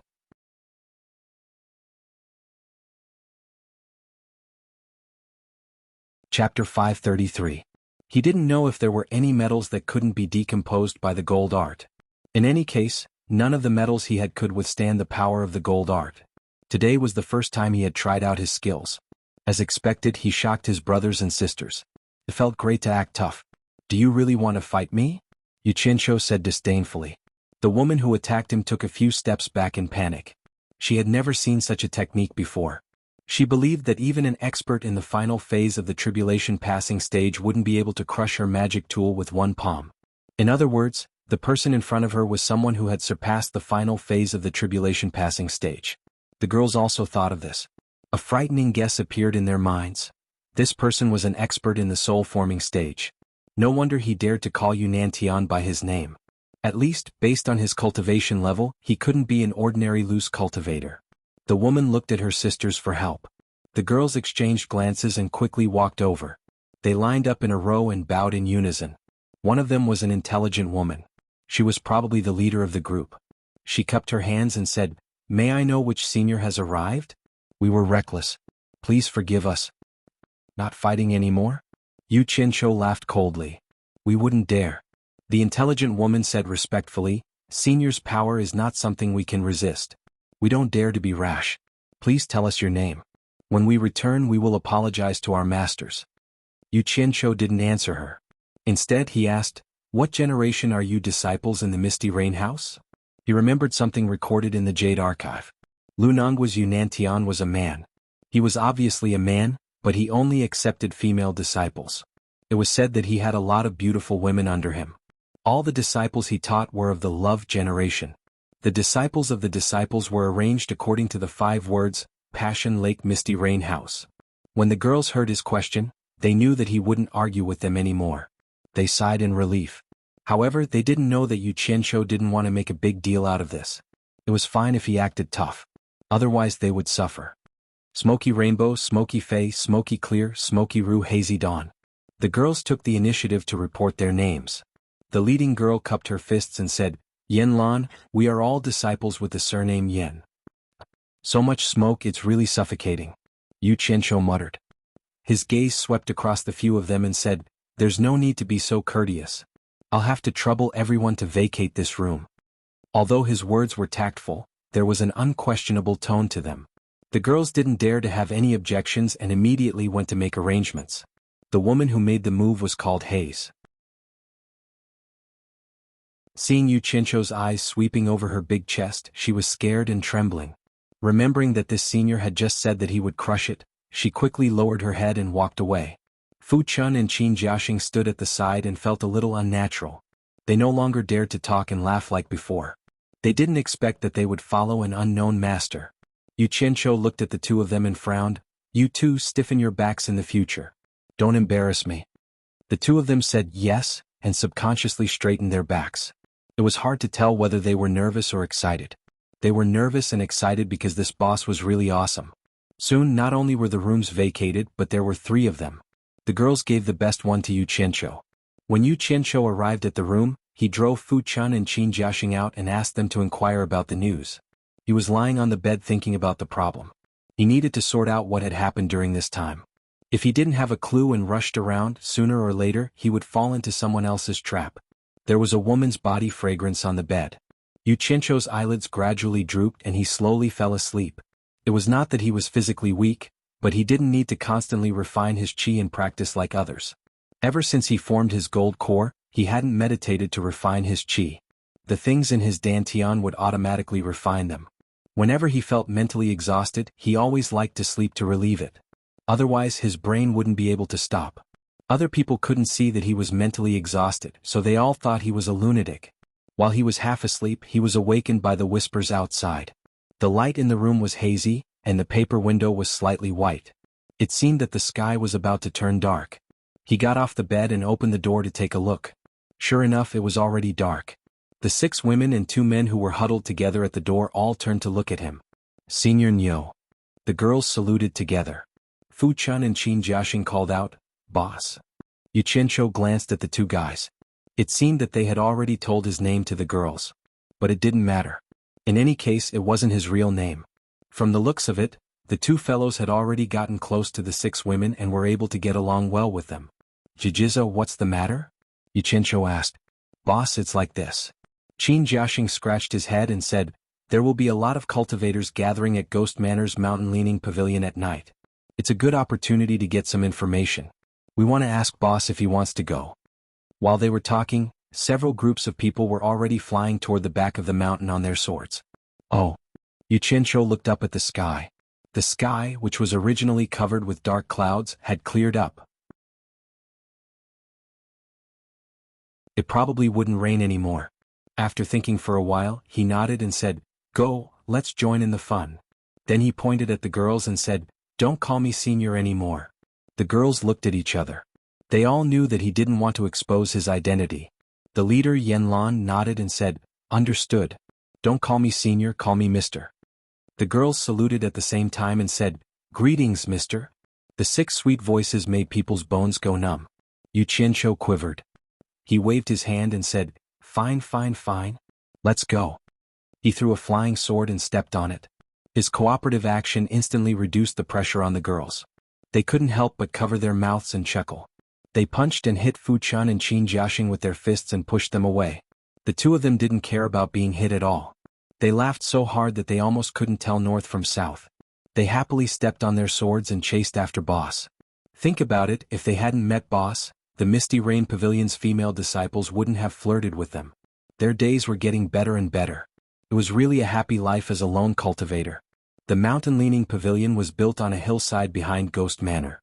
At the bottom of the hillside was a flat grassland. Under the night sky there was a big bonfire in the middle of the grassland. There were also many small bonfires around it. The lone cultivators came from all over the world. There were all kinds of countries. Actually, the boundaries between countries didn't mean anything to them. That was because they couldn't get any protection from the countries they were born in. They were just lone cultivators who didn't join any sections. How many cultivators who came from sects would pay attention to them? In the cultivation world they were like ants.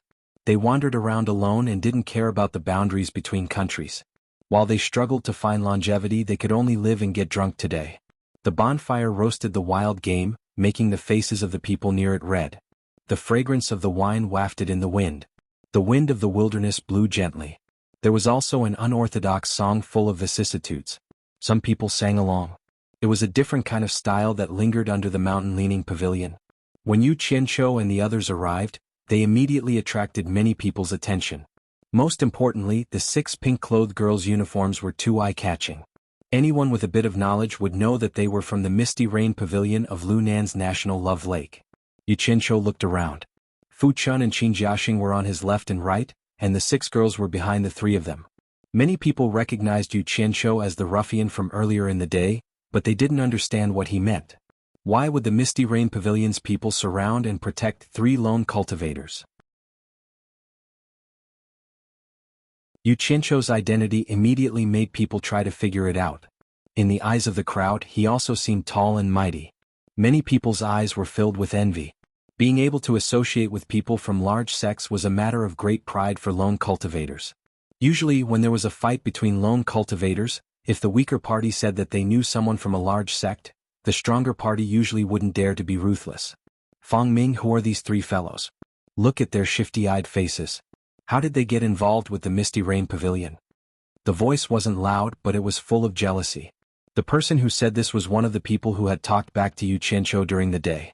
The 5 of them surrounded a bonfire. The person called Fang Ming was the young man who often played with his flute. The bonfire found a trace of jealousy in his bright eyes. TSK. 6 female disciples from the Misty Rain Pavilion. If each of us could get one of them, we would have at least 100 years to work hard. Another person shook his head and sighed. This made the jealousy in Fang Ming's eyes intensify. This was how the cultivation world was. If a lone cultivator could become Dao companions with someone from a large sect, they would be considered to have pledged allegiance to that sect. Basically, their status as a lone cultivator would end. Usually, female lone cultivators would marry into large sections.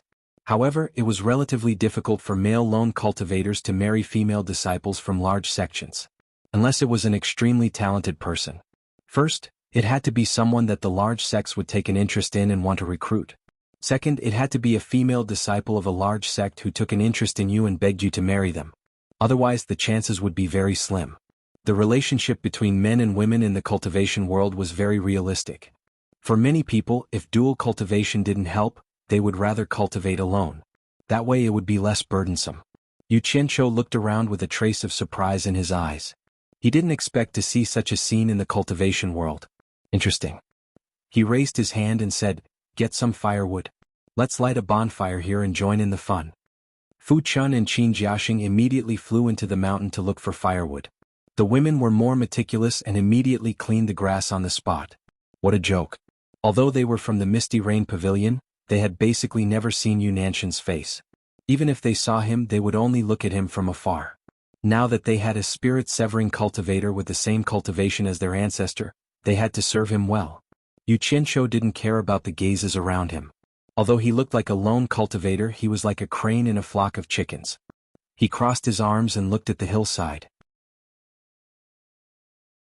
There were 4 incandescent cages hanging on the 4 corner pavilions on the hillside. He could clearly see the situation in the pavilion. A one-armed old man was sitting there alone, holding a jar of wine and drinking alone.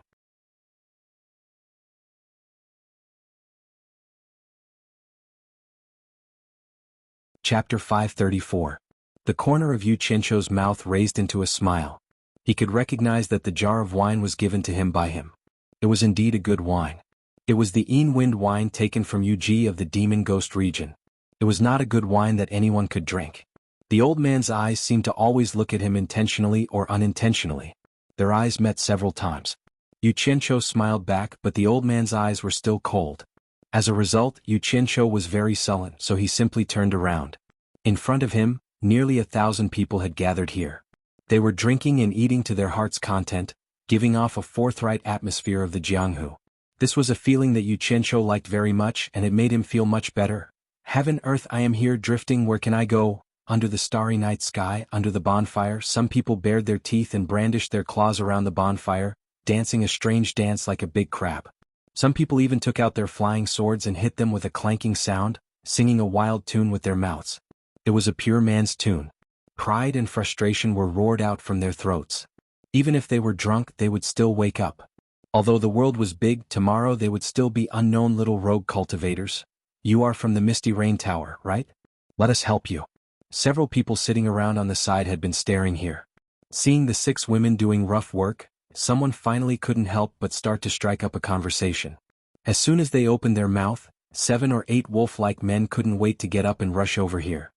Get out of here. Hazy Haze roared, scaring several people and making them sit back down. This caused the surrounding people to roar with laughter. Although the laughter was forthright, there was some bitterness hidden in it. It was not known whether they were laughing at those people who were defeated or laughing at themselves for wanting to eat swan meat. Several women were busy around Yu Qianqiu's feet. Yu Qianqiu stood there with his arms crossed, tilting his head to look at the movement just now. There was a faint smile on his face, and he was not angry because of those people's collision just now. In his previous life he had started out as a commoner, so he naturally had a better understanding of the mentality of the small fry. These people clearly wanted to curry favor with the Misty Rain Pavilion's female disciple, hoping to gain a favorable impression of them and escape their lonely status as independent cultivators. If he was like them now, would he also want to rely on this method to get a higher position? Yu Qianqiu looked into the distance. The answer in his heart was no. He admitted that he was not a good person. Perhaps the methods he used were more bloody, violent, or evil, but he would never use such a method.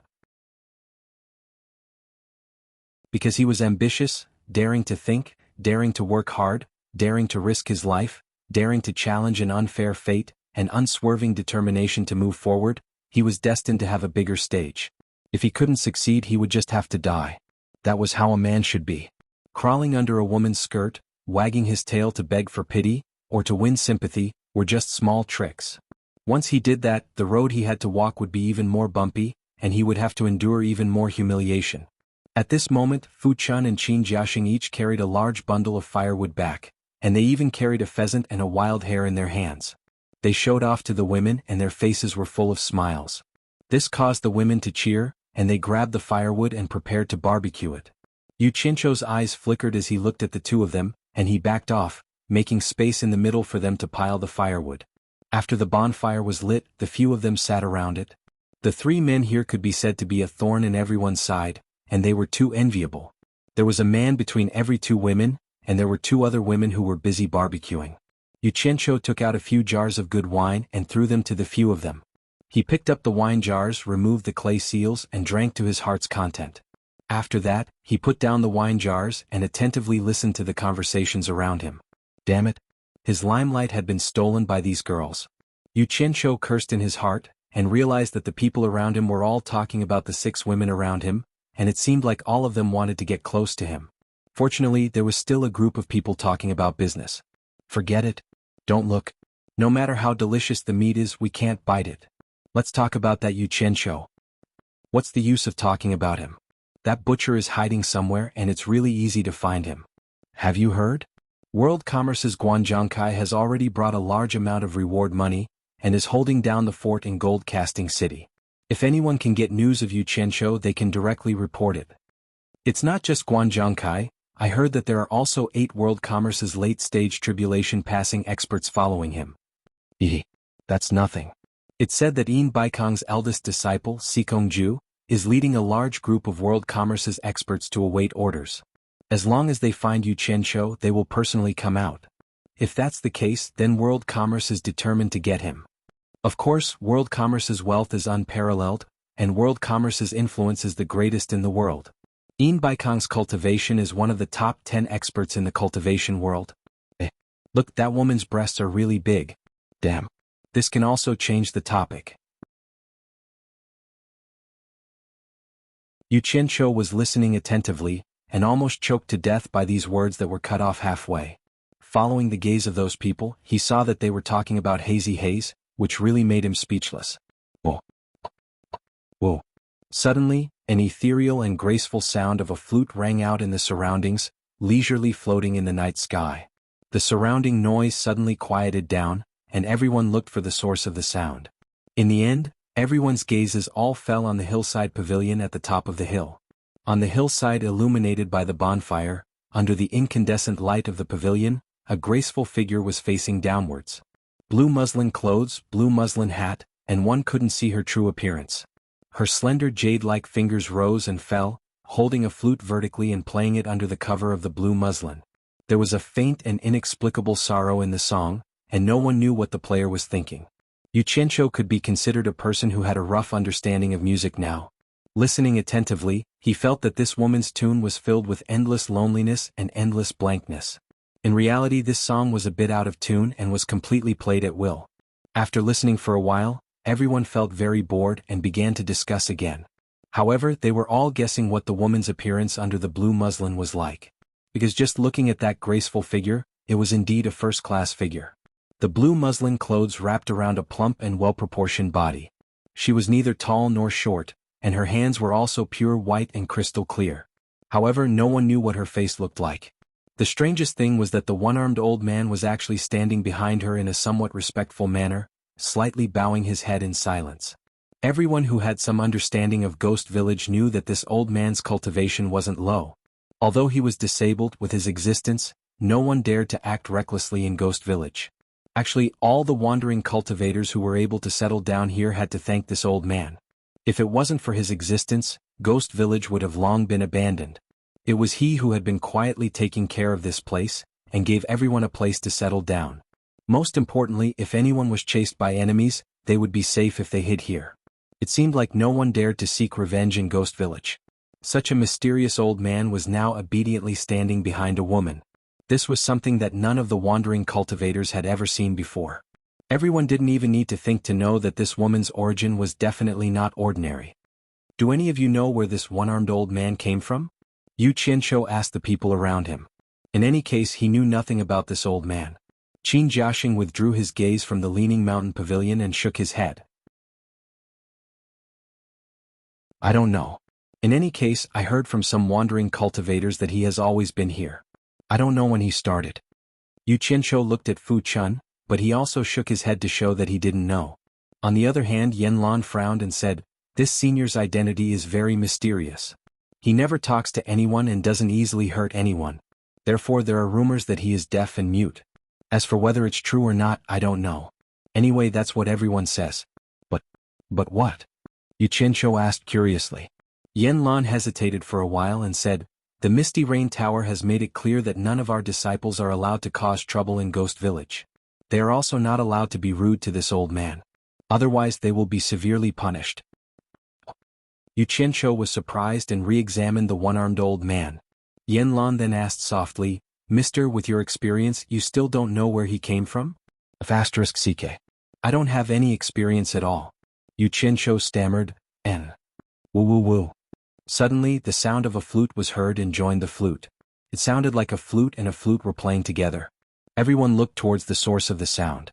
A person stood up next to the bonfire and blew the flute at the green-veiled woman in the mountain-leaning pavilion.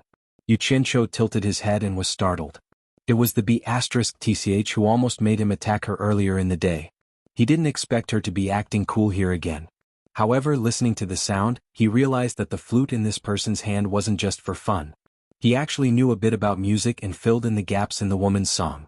For a moment, it complemented each other and made the song even more pleasant to listen to. However, the four people next to the person seemed a bit disappointed. "Good. It's so nice." They all clapped and cheered. Their flattery could drown an elephant. In the end, the flute in front of the mountain-leaning pavilion stopped playing. The woman had already put down the flute in her hand and seemed to be silently watching the scene below. The sound of the flute immediately became monotonous. Fang Ming also stopped playing and glared at the four people next to him. The four people immediately quieted down awkwardly. Fang Ming straightened his expression and walked out from the crowd. He walked towards the mountain-leaning pavilion and stopped at the foot of the hill. He cupped his hands together and said, "I am Fang Ming, a rogue cultivator. I suddenly heard the sounds of nature and couldn't help but play together with it. I hope you don't mind my rudeness." After he spoke politely, it seemed like the woman didn't want to talk to him anymore. The night wind blew against her green veil, but she didn't move an inch. Suddenly, a burst of laughter came from below. Someone whispered, "Look, another guy who wants to eat swan meat."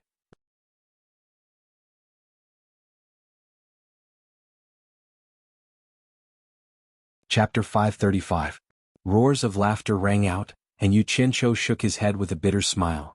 Fang Ming's four companions couldn't take it anymore. They all stood up and looked around. "Who is it? Come out and speak if you have the guts." "So what if I said it?" Three people also stood up not far away. One of them sneered, "Is this Ghost Manor your family's territory? You don't even allow us to speak?" Yu Qianqiu looked at the three people and found that they were all nascent soul cultivators. The one who spoke was even at the middle stage of nascent soul. These three people's cultivations were not low compared to rogue cultivators. When Fang Ming's four companions saw who it was, their expressions stiffened and they stood there awkwardly. It was obvious that they were afraid of the three people. Fu Chun smiled and softly said, "Boss, these three people are somewhat famous among the rogue cultivators. I heard that they are all at the nascent soul stage. The one who spoke is called Tianyi." At the bottom of the hill, Fang Ming's expression changed. He slowly said to his companions, "Don't cause trouble in the Ghost Manor. All of you sit down." Although these words were said to his own people, everyone could tell that it was a warning to the three people. Yu Qianqiu picked up the wine jar and drank a mouthful. He looked at Fang Ming and smiled. Aside from acting cool, this guy's adaptability was pretty good. He was much better than some of the disciples from the big sections. He knew that his side was no match for the other party, so he used the Ghost Manor to scold his own people. In reality, he was reminding the other three that the Ghost Manor was not a place where they could mess around. After being scolded, the four people sat down in embarrassment. Fang Ming turned around and put on a warm smile. He cupped his hands and said, "Miss, please don't take it to heart. They are all uncultured people. Please forgive them for disturbing your mood." Although he didn't criticize them by name, he basically put the label of uncultured on everyone's head. However, there weren't many people who knew how to be cultured. Even if they didn't know how to be cultured, it wasn't his turn to say it. "What right do you have to use everyone as a stepping stone to climb up the tree? Who do you think you are?" These words were indeed a little too broad. Even Yu Qianqiu frowned. However, Fengya was pure bullsh*t to him. He knew that he was constantly cursing and swearing. He had nothing to do with Fengya at all. His mentality was different now. If it was a more powerful guy who said that, he might jump out and fight back. But now, a small grasshopper would not be able to overturn the heavens. However, the majority of the people were not happy. They spat and cursed. Even the veiled woman on the hill slowly turned around with the intention of leaving. The one-armed old man stepped aside to make way. The middle-stage nascent soul cultivator Tianyi pointed his finger and shouted, "Where did this madman come from? Holding a flute in your hand and blindly blowing it, you dare to pretend to be elegant and look down on the wandering cultivators of the world. If you have the ability, don't ever leave this ghost village." What he meant was, "If you come out, I will take care of you." Fang Ming didn't take his threat to heart at all. Instead, the veiled woman was about to leave, and his eyes were filled with anxiety. He forced himself to calm down and laughed loudly. "Brother Tian, what you said is wrong. I once had the chance to meet Mr. Nongzhu of the South Sea Purple Bamboo Forest. I saw that Mr. Nongzhu was unparalleled in elegance and was envious of him. That's why I followed his footsteps. Is he really that bad in your eyes?" Mr. Nongzhu of the South Sea Purple Bamboo Forest? The famous wandering cultivator who was also a middle-stage soul formation cultivator, Mr. Nongzhu? The crowd instantly fell silent. The veiled woman who had just turned around also paused and slowly turned around. She seemed to be sizing up Fang Ming. The one-armed old man also stared at Fang Ming with bright eyes. His words shocked everyone. Fang Ming wore a faint smile on his face as he looked around. However, there was an uncontrollable pride in his eyes. His four brothers were even more proud and arrogant. The wandering cultivator's gazes toward Fang Ming instantly turned into that of admiration. The legendary Mr. Nongzhu. To them, he was a person who was far above them. He was someone they could never reach. Not to mention reaching for it, not many people had even seen it before. "Huh. How does this guy know that old bastard Nongzhu?" Yu Qianqiu muttered softly. He pinched his chin and looked at Fang Ming thoughtfully. Although his voice was very soft, Yanlan still heard it. She looked at Yu Qianqiu with even more respect. This senior Nyo was indeed a master. It didn't sound like he was cursing. It seemed like he was very familiar with the legendary Mr. Nongzhu. Yu Qianqiu didn't know that his unintentional muttering had attracted the attention of a pair of bright eyes. However, the pair of eyes was blocked by the green veil, so no one could see it. At the same time, the one-armed old man in the Leaning Mountain Pavilion also glanced over. The rumor that he was deaf and mute was able to hear such a small murmur. Tianye's imposing manner suddenly weakened. He didn't understand Fang Ming. He swallowed with difficulty and said, "Mr. Nongzhu is naturally elegant. I'm talking about you, not Mr. Nongzhu. But you can't just play a song and say that you know how to be elegant. You can laugh at us." As soon as he finished speaking, he immediately sat down. Obviously, he had no intention of arguing with Fang Ming. There was a bright moon in the sky. From time to time, dark clouds would block the moonlight, and then they would be blown away by the breeze. The bonfires below were crackling. While the crowd was still in shock, Yu Qianqiu calmly picked up a piece of dry wood and threw it into the bonfire. Watching the rising red flames, he sighed in his heart. He used to hang out with the upper-class people in the cultivation world every day.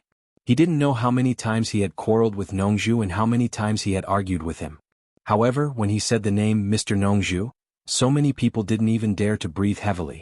It was really awesome. What he didn't know was that when he said the name Yu Qianqiu, it could also shock these rogue cultivators. What a joke. Yu Qianqiu had killed more than 2,000 cultivators from different countries, all of whom were above the original infant stage. He had become famous in the cultivation world. He was the butcher of the cultivation world. What was different from Nongzhu was that one was famous all over the world and everyone was in awe of him. On the other hand, he was famous all over the world and everyone was afraid of him. Two pairs of eyes on the hillside had been secretly watching his actions. Compared with the shocked expressions of the crowd, his indifferent look seemed a little out of place. Brother Tian, you're right. I really can't be compared with Mr. Nongzhu. I was rude. Fang Ming chuckled and blamed himself. But looking at him, he didn't seem to blame himself at all. He was obviously proud.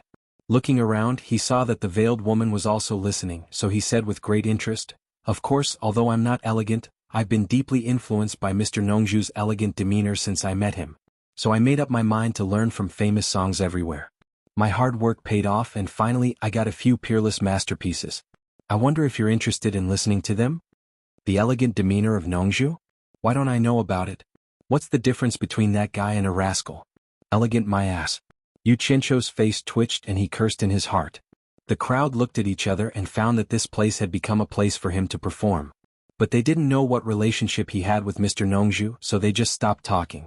Fang Ming's brothers naturally wouldn't let Fang Ming remain silent. They all cheered, "Of course we do. We're waiting to listen. I wonder what peerless masterpieces they are." Fang Ming laughed heartily and spoke to the crowd in a graceful manner.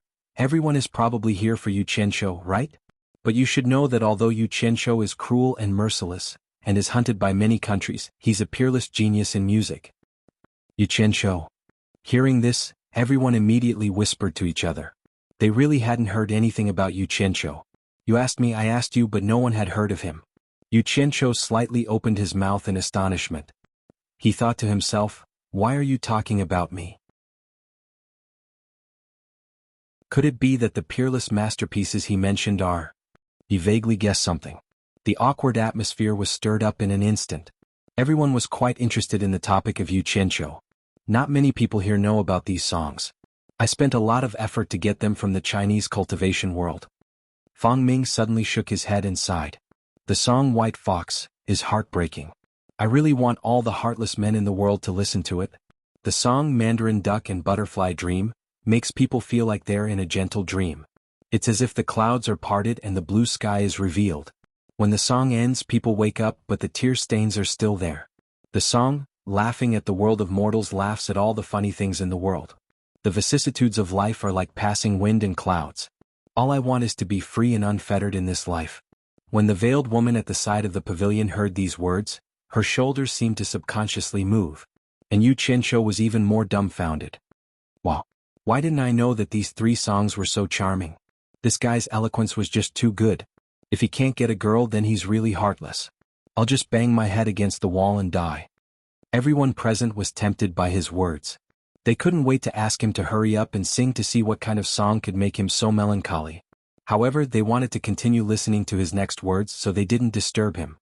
He sighed and said, Yu Qianzhou, what kind of person are you? Perhaps being unruly and ruthless is just your surface. Underneath that strong exterior of yours is a sentimental heart. The world is drunk, but you're the only sober one. You walk through the turbid world with cold eyes. Do you have a bosom friend? Sigh. I, Fang Ming, have been longing for you for a long time. It's a pity that I've only heard of you. You're a peerless genius. What a pity. Damn it. Is this stupid bird who acts cool my bosom friend? Why didn't I know I was so good? Yu Qianzhou bit his lips and his face twitched. He was almost moved to tears by Fang Ming's words. He cursed in his heart, what the hell?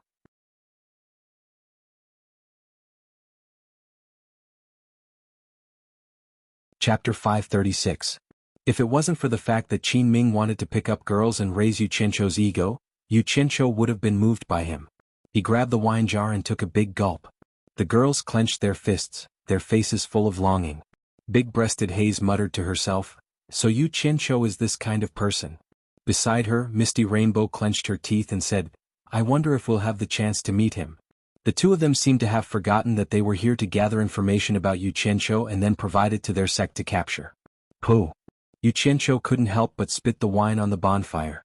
The fire rose with the help of the wine. Seeing everyone looking at him in surprise, he awkwardly explained, the fire is a bit small. They all looked at the bonfire and discovered that it wasn't small at all. However, they still added firewood to it. Qin Jiaxing added firewood as he muttered, look at your infatuated faces. That Yu Qianzhou only knows how to sing a song. He doesn't even know what he's singing about. Yet you guys are so excited. Bo. Yu Qianqiu spat out the wine he just drank.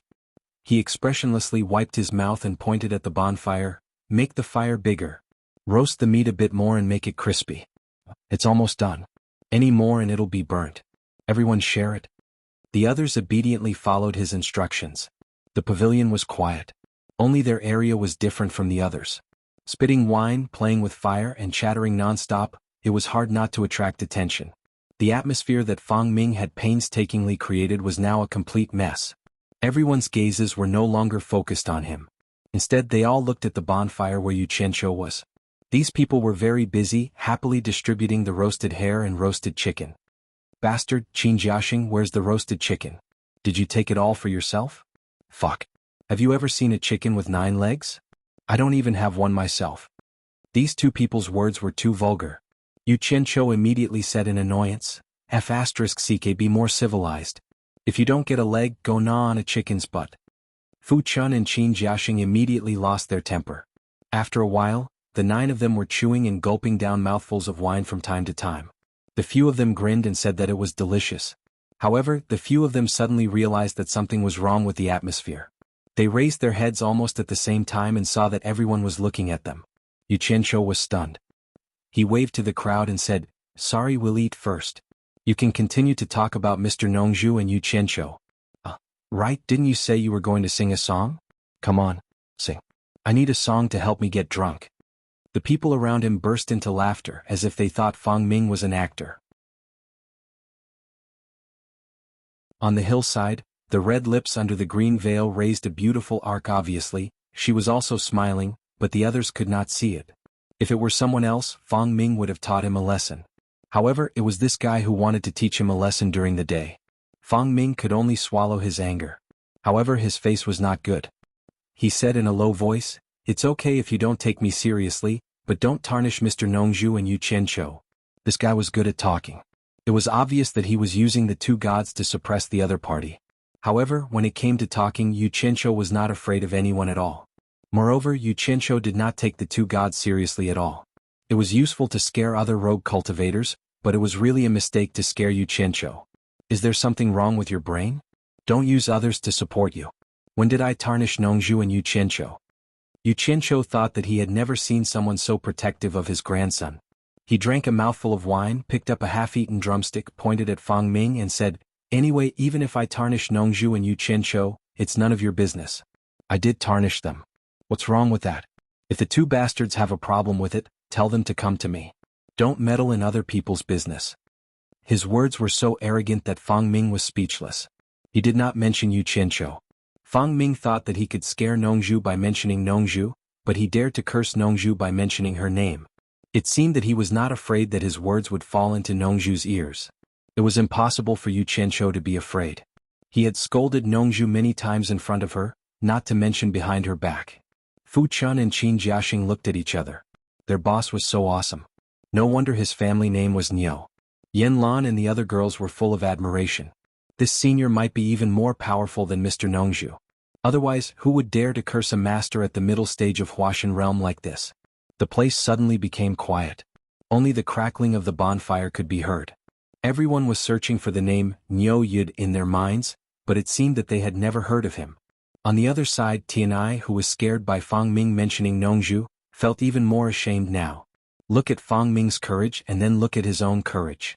Fang Ming's face darkened as he stared at the man who continued to eat and drink after cursing him. Suddenly, as if he had thought of something, he tossed the flute in his hand into his storage pouch and pulled out a zither.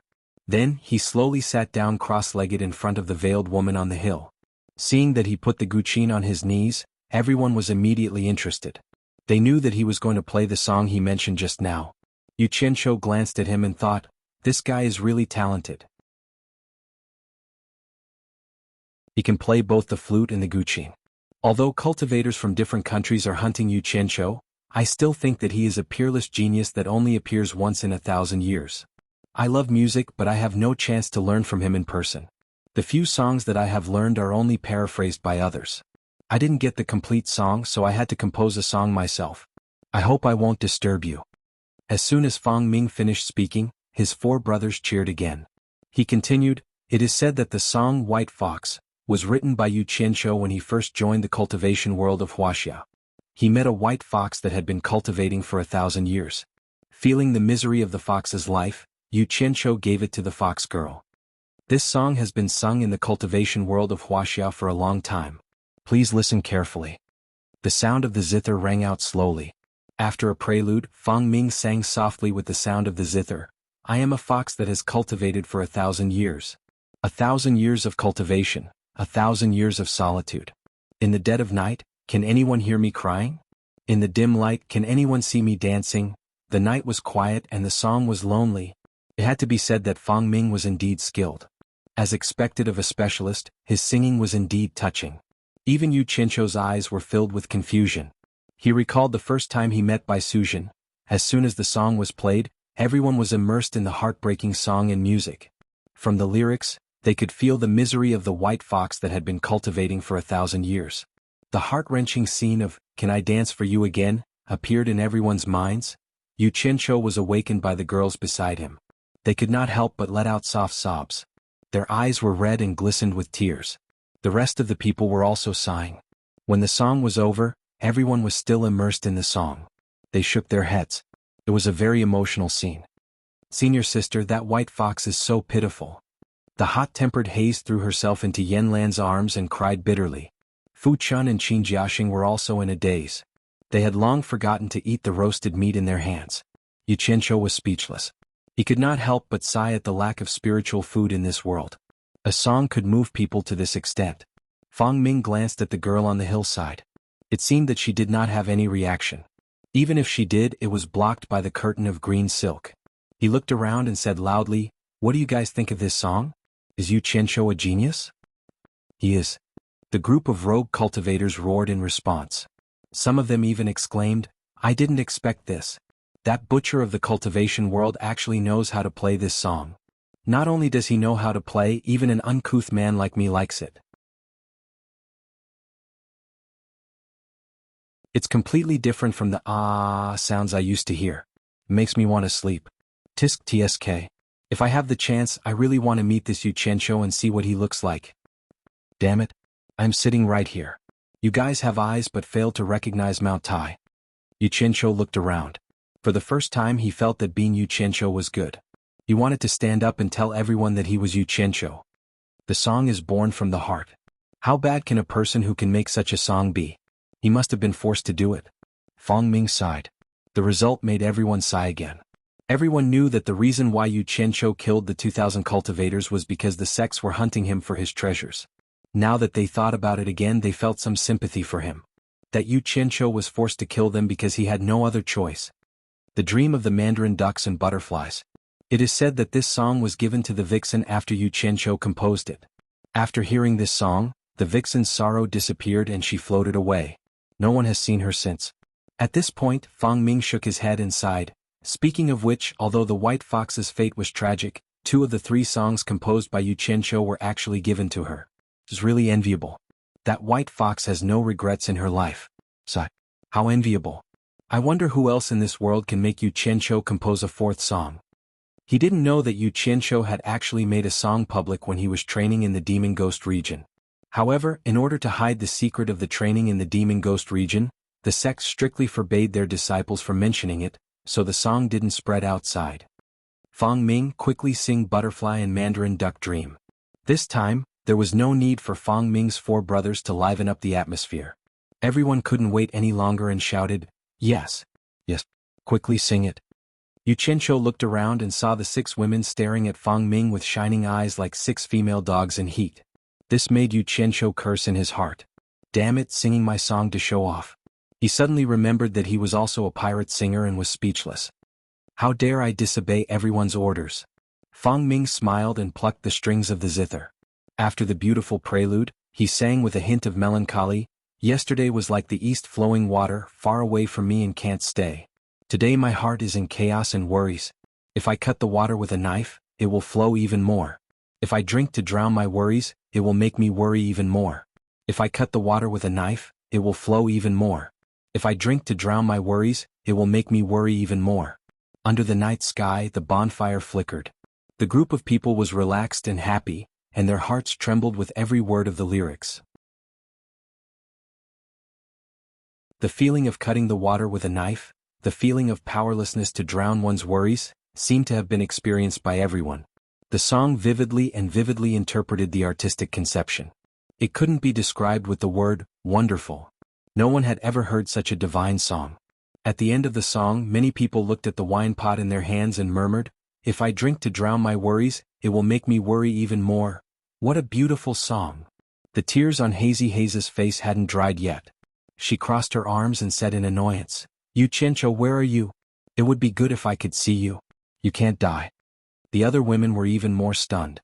Even Yan Lan murmured as if she was in a dream, "If I cut the water with a knife, it will make me laugh even more." This Yu Qianqiu is really a wise man who has seen through all kinds of life. In just a few words he has described the joys and sorrows of a man and a woman. Every word is a gem. Dream of Mandarin ducks and butterflies. The title of the song is so beautiful. Yan Fei bent her legs and supported her chin with her hands. Her eyes flashed with dreamy brilliance and said, "I really want to see what Yu Qianqiu looks like now." "Yes." Yan Qing said in a daze, "I think he must be a handsome man." A group of love-struck fools. "I'm sitting right next to you." Yu Qianqiu rolled his dead fish eyes and looked back and forth at the 6 women unwillingly. Then he took a big bite of the drumstick in his hand. He looked like he wanted to tear the drumstick into pieces. After a few big bites he put the bone in his mouth and chewed on it. Fang Ming smiled and looked around. The atmosphere was finally under his control again. Tonight was destined to be his night. He said in a clear voice, "What do you think after listening to these 2 songs? Now you know that what I said is true." "Not bad, this Yu Qianqiu is really something, a real talent, a real master. Even I, a rough guy, admire him from the bottom of my heart. Good song, he really is a genius." Everyone's praises came one after another. It was practically endless. Fang Ming nodded and said, "The song is good, the melody is good, and every word of the lyrics is like a jewel. I'm afraid only Yu Qianqiu could come up with such a song. Moreover, he matched it so well that it's unforgettable. What's more, it's said that this is Yu Qianqiu's impromptu work. He's really a genius." Yu Qianqiu drank his wine gloomily. He really did not know what to say. This was the first time he was praised by so many people. Especially Fang Ming, who praised him as if he was the best in the world. Yu Qianqiu should be happy, but he could see that Fang Ming was clearly playing a trick. He was pouring water on Yu Qianqiu and then propping up his broken boat. As the saying goes, a good song needs a good tune. Fang Ming said at the beginning that he got the song from the cultivation world in China. The tune was not complete and he composed it himself. The more he made everyone think that this song was rare, the more they would think that his talent would be revealed when they thought about it. This kid is really something. He's even more shameless than me. Yu Qianqiu snorted coldly in his heart. Fang Ming composed the tune? It's obvious that he did it step by step. He's bullying everyone here because they haven't heard it before. I'm afraid he's going to play some tricks to make his wish come true. Yu Qianqiu glanced at the veiled woman on the hillside. She was the target that Fang Ming was trying his best to capture. I won't allow any bastard to take advantage of me to pick up girls. What he didn't know was that the eyes behind the veil were staring at him. Especially his cultivation that could not be seen through, it was very eye-catching. Basically, those who had interacted with him for a period of time knew that he was born this way. It was not because of a momentary lapse in judgment. Fang Ming, let's not talk about it. Sing that, laughing at the world of mortals again. Yeah. Sing it quickly. Let's hear it again. The group of people were already addicted to it. They could not wait to hear the 3rd song, so they all urged. However, just as Yu Qianqiu expected, that guy began to play the trick of fishing for mermaids. Fang Ming slowly stood up and put away his guqin. He cupped his hands and apologized to the crowd. Everyone, I'm really sorry. Let's stop here for today. We'll talk again if there's a chance in the future. Because this 3rd song is a masterpiece among masterpieces. If I don't adjust my emotions before singing it, it'll be a stain on this masterpiece. I really don't want to do such a thing. I hope that you won't force it. It's not like you can force it. As soon as these words came out, everyone sighed with regret. Someone even shouted, how about tomorrow? At most, I'll wait another day before I leave. I want to listen to this masterpiece among masterpieces of masterpieces. Fang Ming replied in a cultured and refined manner, let's talk about it another day, another day. He did not give a definite answer from beginning to end. As he said this, he walked back to where he came from. His four brothers cheered and cheered loudly. You're called Fong Ming, right? Suddenly, a cold snort sounded out. Fong Ming paused and looked toward the source of the sound. It was the guy who opposed him during the day. He reluctantly nodded and said, "That's right. What can I do for you?" "Advice my ass." Yu Qianzhou looked him up and down in disdain. He said, Fong Ming, Fong Ming.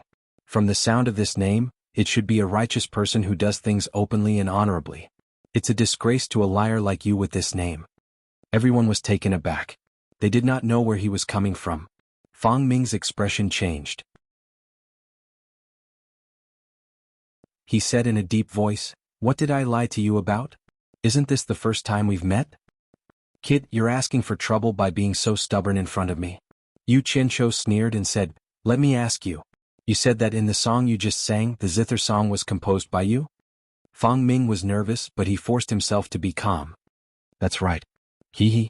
As luck would have it, I've heard Yu Qianzhou sing these two songs with my own ears. Although his unparalleled and divine skills are indeed thousands of times better than yours, and you are like trash compared to him, but why do I feel that the tunes you two play are almost the same? Was it you who composed them? Could it be that Yu Qianzhou stole your zither song?" Yu Qianzhou said with extreme malice. "You're tuning in to the Han Li's Wuxia Chronicles YouTube channel. We're so grateful for your support, and don't forget to subscribe to join us on this incredible journey through captivating stories. Your generosity through donations truly makes a world of difference, as it's the primary source of revenue that allows me to expand and enhance this channel for you. Thank you from the bottom of my heart for being a part of this adventure."